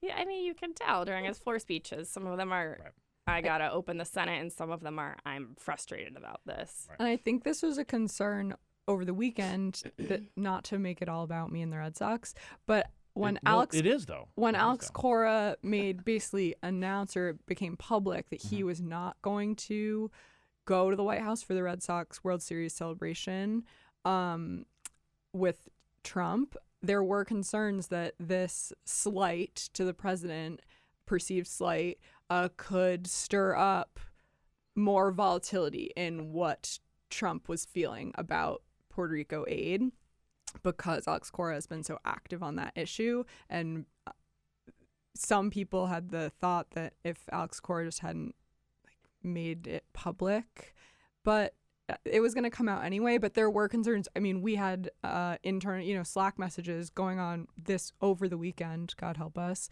about what impact the Red Sox managers not going to the White House could have on a disaster aid package. And to me, that is wild. It also is combining way too many different elements of my life for me to fully process. But there's real concern that if Alex Cora, if it had stirred up more media attention and had gotten, if there's a certain well-timed segment on Fox News that Trump happens to see right after potentially talking with McConnell or McCarthy or Shelby about a disaster aid package, maybe he just decides he's not going to sign something. They've got him there like 99% of the time, and then Lou Dobbs like goes on a tirade about Alex Cora. It's like, there it goes, there goes your billions of dollars for the rest of the country. Yeah. Which is a really interesting observation of where we are, not only from a political standpoint, but from a policy standpoint, where the president may decide not to support something that is broadly bipartisan in Congress because a manager of a sports team from Boston didn't come hang out with him at the White House. And I don't know, is he going to do the fast food display again? Or do major league teams not? Is that just collegiate teams? I don't know. I mean, so I don't think he had that. I mean, I wasn't sure if he had that with West Point, you know, because he had some. He did it with the women's NCAA basketball he did it with championship. Baylor, but I can't remember if he did it yesterday. He did not offer Tiger a fillet of fish. At the ceremony yesterday. But one thing I want to talk about, we've got a couple minutes left in this segment, is that the underlying kind of relationships that take place in the world, you know, that we cover, particularly the Appropriations Committee, really don't match up with this, like, you know, conflict-driven world portrayed in a lot of you know media segments on, say, CNN, Fox, MSNBC. You had a story last week, Jen, about Kay Granger and Nita Lowey. Nita Lowey is a Democrat from New York. Kay Granger is a Republican from Texas. Nita Lowey is the chairwoman of the House Appropriations Committee. First ever woman who is the leading the Appropriations Committee in the House. Kay Granger is the ranking Republican. And, I mean, at first glance, right? I mean, you'd think this, Nita Lowey is your, almost stereotypical bubby from New York. You know, I mean, like she's like, she's this very friendly, outgoing, gregarious person. Kay Granger's a little more reserved. She's, she's a proper Texas woman, and yet they get along great. And just like Shelby and Leahy get along great. I mean, there is this old joke that there are three political parties on Capitol Hill: Democrats, Republicans, and Appropriators. I love that joke. And you love all appropriations humor, though, Jen. You're easy on the appropriations humor. But it's true. If you want like a little bit of hope for the democracy, there's a great video on Roll Call right now of Nita Lowey and Kate Granger. From Jen's interview. And they're laughing together and not at the expense of anyone. Right. They're coming together on an issue about what our priorities for the country, and I don't know. I thought it was a great interview. I think that's actually a good spot to end on for this segment. Just let's leave it with a little bit of hope, right? Like check out Jen's story, check out the video on Roll Call, and see people actually working together a little bit. The president's nowhere near that video. Jen, KTM, thank you so much for joining me in the segment, and we'll watch the. We'll watch the Red Sox / appropriations beat for further developments on disaster aid. Don't forget about tacos. And tacos. Thanks a lot. This is the Bill Press Show.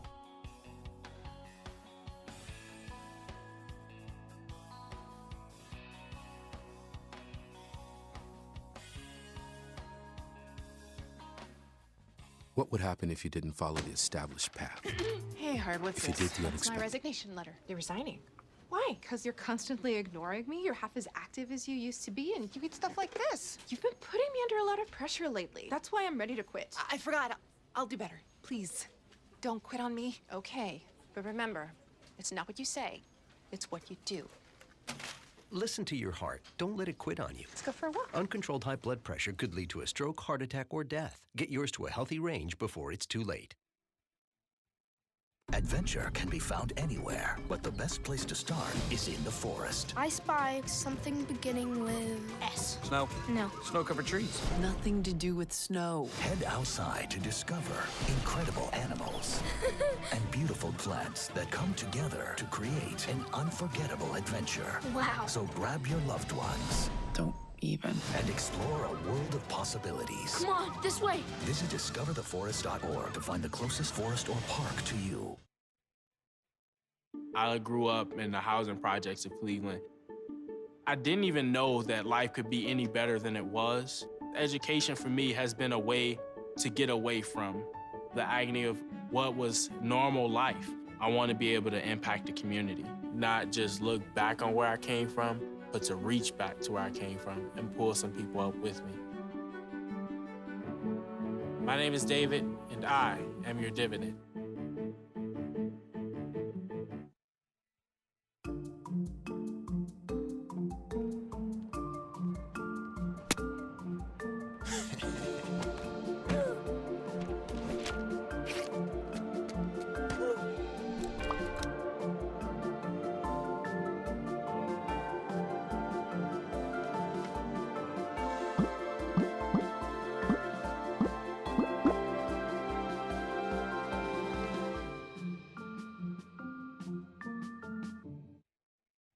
Hamilton was adopted from a rescue in 2008. He really likes to be around people. And as soon as I start to make my breakfast, Hamilton is right there. I get out my mat and I'm doing a downward dog and he's underneath. He's quite the pug about town. He gets invited to a lot of parties. He knows he's a pretty big deal. I mean, look at this little face. How could you not love him?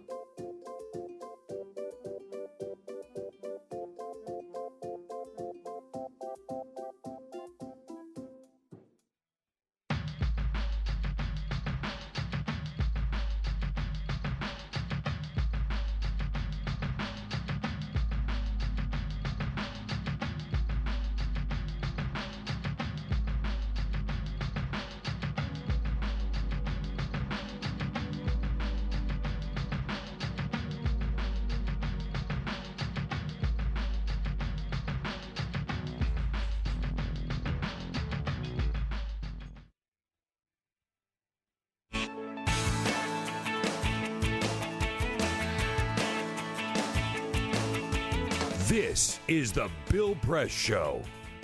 Welcome back to the Bill Press Show. I'm Jason Dick. I'm guest hosting Bill Press. Doing a favor for Tim Krepp, is leading a tour of Congressional Cemetery and the vaults as we speak, which is usually Tim's world, part of the universe. Tim Krepp, this is the first time you have been on the Bill Press Show, which I find shocking. It's a grievous oversight, Jason. It really is. Yeah. Apparently, Peter did not line up the darts when he was picking guests in the previous 13 years. Yeah, 14 years. 14 years. Way to compound the error. Making it worse. Making it worse. Sorry, sorry, buddy. Tim, you are a Capitol Hill denizen. You're my neighbor. We're both over by the prison, but actually it's a jail. It's a jail. Technically a jail. Let's not overstate it. It's more of a holding cell area, and the methadone clinics. Methadone clinics. The homeless shelter is winding down. It's winding down. They're finally going to kick all of them out and take them to some of those motels on New York Avenue, I think. We're actually building some new ones. So a rare beam of light in this dark city. So. And then the gigantic water project near RFK. Yeah, big tunnels, which is it's beautiful. Theoretically, it's for cleaning up the river and or hiding bodies. So it looks like they're building the Death Star. I know. I don't know if the area of the world that we're talking about is on the Anacostia River. It's south of RFK, in between RFK and the jail and Congressional Cemetery, and it really does look of Death Star type proportions. Right. You know? And I'm not entirely convinced that DC Water isn't an evil empire behind the Death Star. Right. I mean, they're building a new headquarters down by the Navy Yard, and it looks. How many facilities do they need for this? They've got Blue Plains. Like, can't they just put everybody there? Yeah, I would think so. This is the place of great smells from around Capitol Hill. But Tim, I mean, one of the things that I have always appreciated about your presence here on Capitol Hill is that you take being a citizen very seriously. And whether that's a citizen of the country, but particularly of our part of it, Capitol Hill. And people, I think, forget that Capitol Hill is kind of a town in itself, even if Congress wasn't here. I mean, there are like 45,000 people who live on Capitol Hill and in Capitol Hill boundaries. And, we'd maybe have some fewer restaurants if Congress wasn't around. But I mean, this is a place unto itself, and you're a big part of that. Right. It's a neighborhood. It's a overblown phrase, but the whole village in the city, which has both good and bad aspects to it. But it's to us, I think those of us that live on the Hill, the big white building is simply the factory in a factory town. Right. It's not our emotional core. It's not our center. It's on the outskirts of the neighborhood. And a lot of us got to go work on there. Thank God I don't, but some people do. Well, you do sometimes though, because you do tours around Capitol. This is one of your jobs is that you are a tour guide. I'm a tour guide around town, and so you do go to the Capitol at times. You're not one of the redcoats. No, I'm not one of the redcoats. Which is we'll talk about that later. The idea that our Capitol guides are redcoats. It's a huge irony. Just absolutely. What was the war for? Come on. But no, we'll take visitors there. I try to find fascinating. I'll take school kids, most of my work here, from across the country to the Capitol, and what their impressions of it are, what their biases leading into the tour. Did we change them? Did we reinforce the biases? We've talked to many congressmen, and I can say over the years, without naming any real specific names, that it's being boring to school kids is a pretty bipartisan trait. So, so these especially as you get to become a man of a certain age, as we are, as a important perspective, and I think especially with congressmen and women, but especially congressmen, they're told they're great all day long. They have people kissing their rear ends all day long, so they think they're fascinating people. Everyone's laughing at their jokes, and there's nothing more humbling than being in front of a bunch of 8th graders that just are bored and bringing down a peg. So checking their phones, so that's, okay, old white guy, I don't really care what you have to say. So I don't want anything out of you. I'm not a lobbyist. I'm not a staffer. So I like that part of it. And you're getting into high season now for tours. I mean, like the winter just slows to a crawl. We are for the student tour world. We are probably 2/3 through the high season right now. This is close up American classroom, presidential classroom, stuff those like folks, that. And we do a little different model, but we do the 8th graders are our bread and butter. It's the shatter running, and it's time to harvest them all. So it is where you got to put the nets. It's seasonal labor. So ideally ironically for the student tours, we slow down in the summer. So the summer is a quiet season for us. And there's a lot of tourists in town, but their families or individual visitors. The students are I don't know, wherever kids go in the summer, beach or something like that. I'm not sure. I don't care. Peter, where do your kids go in the summer? I have no idea. Same. I know. I just don't see them for like 3 months. Exactly. Right. Yeah. Who knows where they go? Tim, your daughters are a little younger. Ninth and 5th grade. Ninth and fifth grade. All right. So. Yeah. I got an 8th grader and a 5th grader. Right. Yeah. So we're in the same. We're in the same boat here. Yeah. I have no idea. I mean, these are the peak years for emotional terrorism on your parents. That's right. Yeah. Well, no, I've worked hard to raise independent children. That's why I live in a city, so they can go out and explore the world and get out of my house. You're a free-range parent? If we have to have the label, yes. Sure. If we have to be lame about it, sure, I'm a free-range parent. So. I mean, when I think about like what the potential trouble that I could have gotten into and didn't as a kid growing up in Cottonwood, Arizona in the 70s and 80s. Oh my God. I mean, like in the middle of Cottonwood, it was an old mining community, and so they smelted copper, and they thought it was just a good idea. Let's just put all the refuse. Let's put all the slag in the middle of the town. Sure. We'll just build a gigantic black mountain of slag, and let's leave it there forever. And so, as a teenager or as a young kid, it's like that's an amazing place to play Army. Yeah. And it's It's basically glass. It's a mountain of sharp glass that we climbed up all the time, and nobody died for some reason, some ungodly reason. It's a lot safer now in our world. The more we get to be a safer world, the more parents kind of freak out about the perceived insecurities. Yeah, you're right. Back in the day, we ran out in the woods and did stupid things, and I hope my kids are too, to a smaller extent, doing stupid things out there. But mildly stupid. Mildly stupid. Yeah. Double A stupid. But it's not majorly. It's a fascinating model where we don't let kids grow up. And then all of a sudden they turn 16, and we give them a car and say, "Hey, go forth and I hope the maturity fairly take this 3,000-pound hunk of steel and try not to do anything wrong. Make good decisions." So you're also frequently working on a sort of a project. I mean, I think one of the last times we talked, you're reading about or doing research on like what would have happened if we hadn't had the Revolutionary War, if we had not separated from Britain. I don't even know what to call it, but yes, I'm hip deep into that, trying to come up with whether it's gonna be a book or whatever, or probably nothing, but but just immerse myself in this idea of what it would have been like to be just not the George Washington or the any of the people that we know about, but just Joe Bob, the shopkeeper. Right. And all of a sudden, all these weird radicals are coming around with all this ideas like, it's fine, guys, okay, whatever. We'll either agree with them or don't agree with them or just don't care, because that's what most people today just don't care about politics. When we talk about, we care about it. We live, it's a company town. We all talk, you can go to Tuncliffs and someone has a 16-point plan of Medicare reform and they'll share it with you whether you want them to or not. That's where Elizabeth Warren is campaigning right now. Boy, that is too real. Yeah, I know. That is too too real. It's like, all I want to do is have a beer. Next thing I know, I'm next to some ice-chewing psychopath telling me about, some stupid plan I don't care about. God, DC is the worst for drinking sometimes. You realize I don't have any power to make this plan happen. Leave me alone. Right. Do I look like I want to talk about this? Leave me alone, Congressman. Yeah, right. Yeah, right. Getting access to a congressman is really more of a liability around here than a thing you want. No kid. Yeah, it's like sometimes you just don't want to get stuck next to somebody like drinking a Natty Boh, and have them oh no.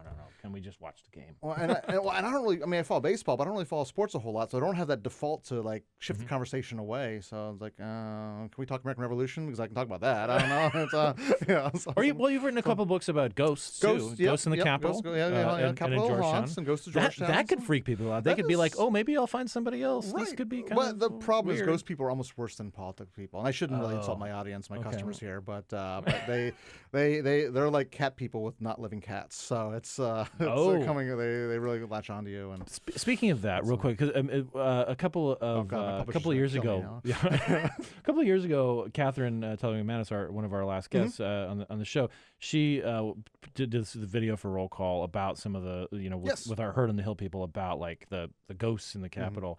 What is the deal with the cat? The cat paws and the haunted cat in the rotunda. The demon cat. The demon cat. Yes. So the idea of the demon cat is that it lives in the bowels of the Capitol, deep down in the sub basements where near the bathtubs. Well, right near the bathtubs, which are Lincoln catafalque, the catafalque area, and all that. Even below that somehow, and that there's always a night watchman down there. The story always begins with someone late at night, walk around, and in the distant gloom of their flashlight, perhaps, or their lantern, they see a cat, and that's not unusual. I mean, especially back in the day when that was cats were put in there to keep the rats down, and mice down, and stuff. And they see the cat, and the cat gets closer and closer, and it emerges larger and larger. And the very last moment, the cat pounces at them, and it's the size of a cart horse, was one account. And a cart horse. A cart horse, which is a reference we don't get a whole lot, but but a horse that pulls a cart. So maybe that's bigger or smaller than other horses. I don't really know. I guess probably it's maybe smaller than a draft horse. Right, I would think bigger than a quarter horse. So this is there you go.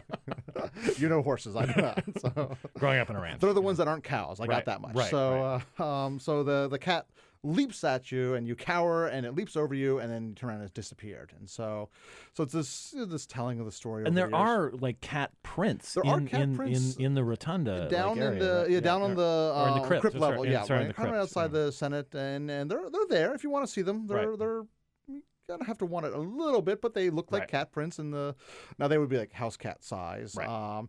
And they probably are cat prints. They look like cat prints. There's that polyurethane glaze that rather just solidifies everything. Just went over all the stones, which if you ever talk to the historical preservation folks, they're horrible way to preserve stones. But just it takes a little moisture. You basically have a pothole in it. Right. Yeah. So, but somewhere in that glaze, a cat walked over just a few spots. So it's kind of interesting Now, what I find fascinating about that is retroactively, this cat appears before major events, before the Civil War, before the Kennedy assassination. Now, never at the time, there's no contemporary accounting of this, but it's a harbinger. It's a harbinger, but only of doom. But only told 50 years after the doom has happened. So, so I assume nobody can fact check. Right. So I assume in a couple of years, someone's going to say they saw the cat before 9/11. I mean, that's or something like that. The Trump election. I don't know, something that something cataclysmic, something traumatic. Back on the local sort of scene, you are actively engaged, particularly on Twitter. I believe I would say. Like very few people, you actually use your Twitter powers for good. Oh God, do I? That's or the at least, message I'm going or at least like sort of pushing back on things. You're not mean about it. I mean, like it doesn't mean you don't call BS on something that Muriel Bowser says or something like that. But like you're not like mean. I try to punch about up. I try not to avoid punching down. Yeah, and there are very few people I feel like that think of Twitter as a way of actually communicating with people as opposed to ranting and so forth.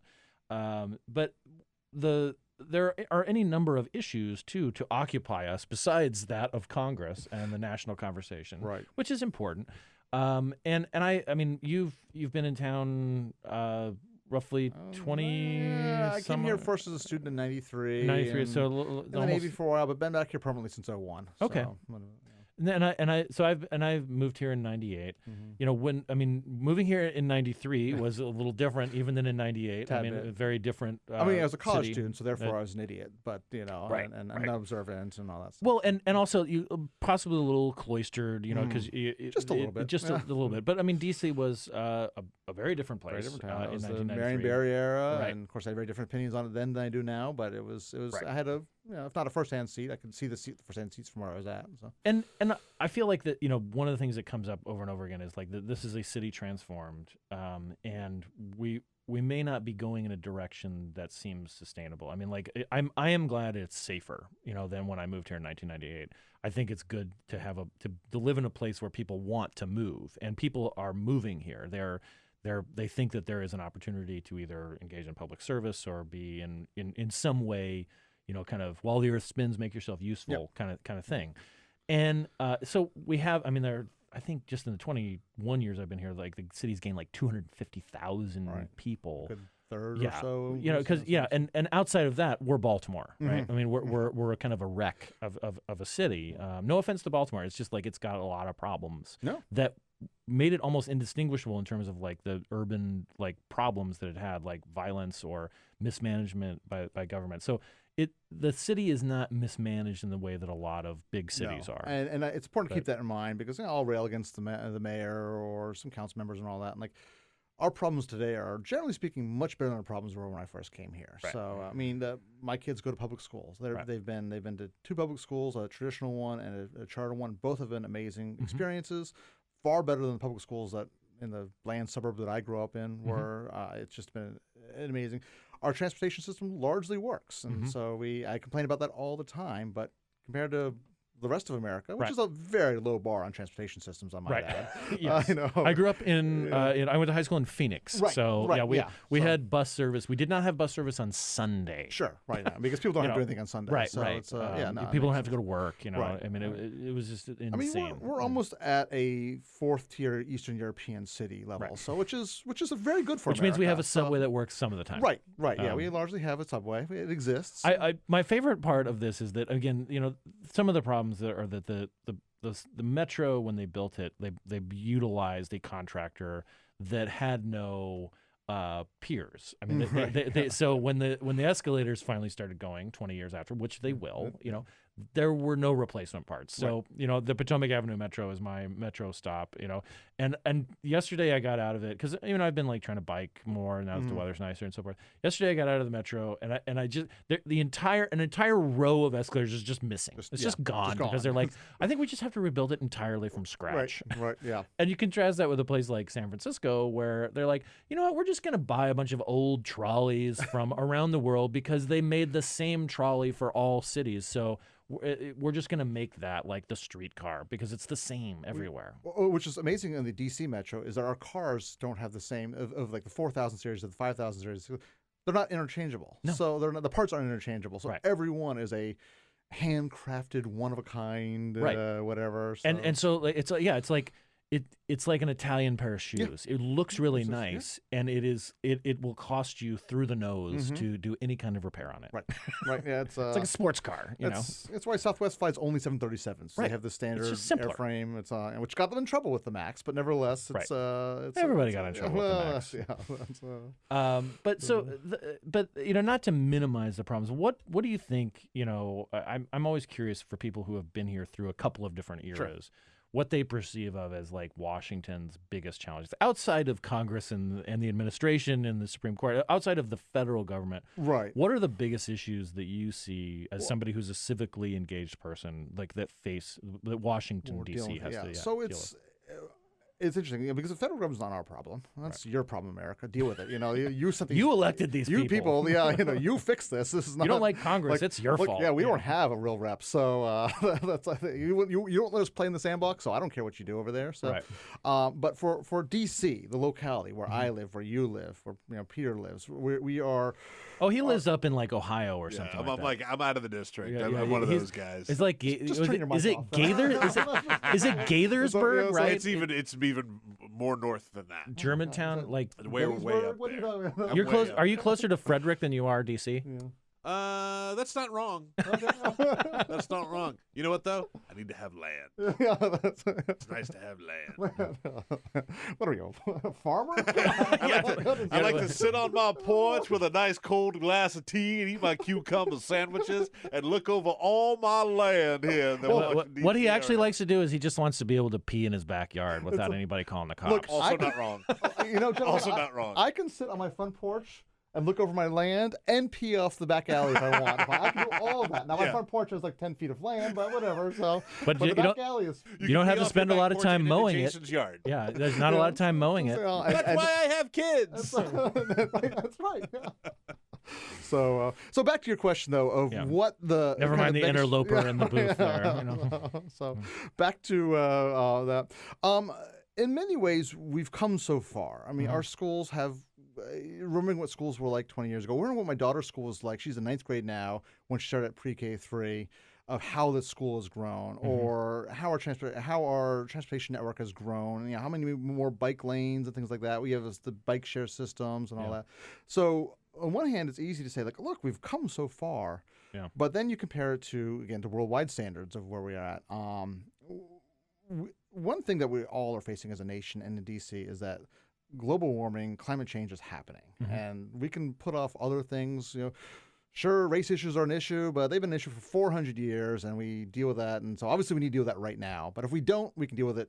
We can let it fester another 40 years and it'll be horrible, but it can still happen. If we do that with climate change, if we don't attack that right away, there will be irreversible repercussions, and we're already at that point right now. Right. So how, as DC, how do we tackle that? The automobile. How do we look America, look Washington D.C. We need to plan on a post-car lifestyle, on a way that, and don't even get me started on autonomous vehicles. That's not going to happen. So leave me alone on that. It's the jetpacks of the 21st century. Yes, I've seen this play out before. Right. So yeah, we're gonna have jetpacks. Go put them on the shelf with Google glasses and shut up about them. So I'm talking about this is not, and certainly not happening in a dense. Peter's wearing Google glasses right now. He got a deal on them. That's right. That's right. So so that has to happen, and that and we're approaching that from a traffic safety, from biking, things like that. It's caught up in the culture wars, as it always is. Right. But we have to think big and quick about that. Right. And if we don't deal with it soon, and also it's just a nicer place to live. When we can walk, we can bike, when we take efficient mass transportation, when we don't have to be moving a car. And I think about this, like most of the time when we see each other or run into each other, it's because I'm on a bike. You're walking like from your home to you're dropping your daughter off at her school, like you're at Peregrine, downstairs, getting a cup of coffee. I know. It's the office, right? And that those interactions happen because we're not in cars. In a car, right? And you grew up in Arizona. So, I mean, like I grew up in a car-driven suburb. If I wanted to go anywhere, my mom had to drive me. Right. So those interpersonal connections, that sense of community, wasn't built by. So beyond the environmental issue, which okay, fine, I don't really care about the world when I'm dead. Right. My kids will deal with it. But it's just nicer. It's a nicer place to live that way. And one thing I think was very encouraging, like going back to ancient history, 5-6 years ago during the mayoral race, Tommy Wells, who was the council member from Ward 6, this area that encompasses Capitol Hill. He made a bid for mayor. He lost to Muriel Bowser in the primary. And then she, recognizing that he has value because one of his things was hugely, about a sustainable community, as car free as you can get, like making sure people have a place to go, a third place, if you will, like Eastern Market. And also from Alabama, Peter. Tommy Wells is from Alabama. I'm home with Alabama. She tapped him to be the head of the district environment, department. And then his chief of staff, Charles Allen, won his old seat. So we have these sort of the sensibility of like, let's make this a nicer place to live. Let's make it a more pleasant place, because that is also like the smarter place to live. And the other thing is now we have to make it can't just be the rich white people of Capitol Hill have a nice place. It has to be equitable across the board. We have to, this has to apply to the whole city. And we're seeing that, the recent discussions with Ward 8 of folks that are saying, hey, no, we want a safe, walkable community too. And it can't just be limited, which it is right now, and then we have to expand that discussion. And I think that's happening. That's growing. Our problem is we've made too much progress, and we're too satisfied with our progress without recognizing how far we have to go. Yeah, everybody's like, like you and I can sit back and be like, "Whoa, I had no expectation that my house would be like worth this." Like, I mean, things are nice, they're great, and we get a little sort of satisfied with life is good. We don't have to like keep fighting, for on some of the bigger topics. And housing, I would say, is the other major issue we have to tackle right here. Like, it's great. I'm going to be a millionaire pretty soon because my house price goes. Like, great. Where do my kids live? Where do my neighbors' kids live? Where do other folks live when that happens? Where are newcomers going to go? These folks that are coming to Washington D.C. to change the world. These folks that have grown up in Washington D.C. Where are their houses going to be? And if everything's $1 million house, where does they're not going to be here? They're not going to live. They're gonna have to go somewhere else, and you end up like Paris, where you're a rich city surrounded by like poorer suburbs. Yeah, it's Paris, London, San Francisco, New York. And we're well along that way. And if we don't take drastic change on that, we'll end up that way. So. Well, Tim, we have about a minute left. In your capacity as Tim Krepp, what should people take away from like thinking about it in terms of like this is a good place to live? Like, not that you have to be a civic booster, but like you obviously feel some affection for it, and you only have 40 seconds. 40 seconds. Oh crap! Now I'm on the spot. I can't think of it. So, no, it's a community, and I didn't grow up in a community. I grew up in a housing project or a tract, whatever, not project, but it's a community where people get to know each other, and if you give it a chance, it will reward itself on that one. Well, Tim, thank you very much for. I mean, again, it is a travesty that this is the first time you've been here. Let's all blame Peter. It is my fault. Actually, let's just blame Bill. He's not here. Yeah, that's a better idea. Anyway, Tim, thank you so much for dropping by. Thanks a lot. All right, and thank you for joining us here on the Bill Press Show today. It's been a pleasure being your guest host for the last 2 days. This Tune in tomorrow. is the Bill Press Show.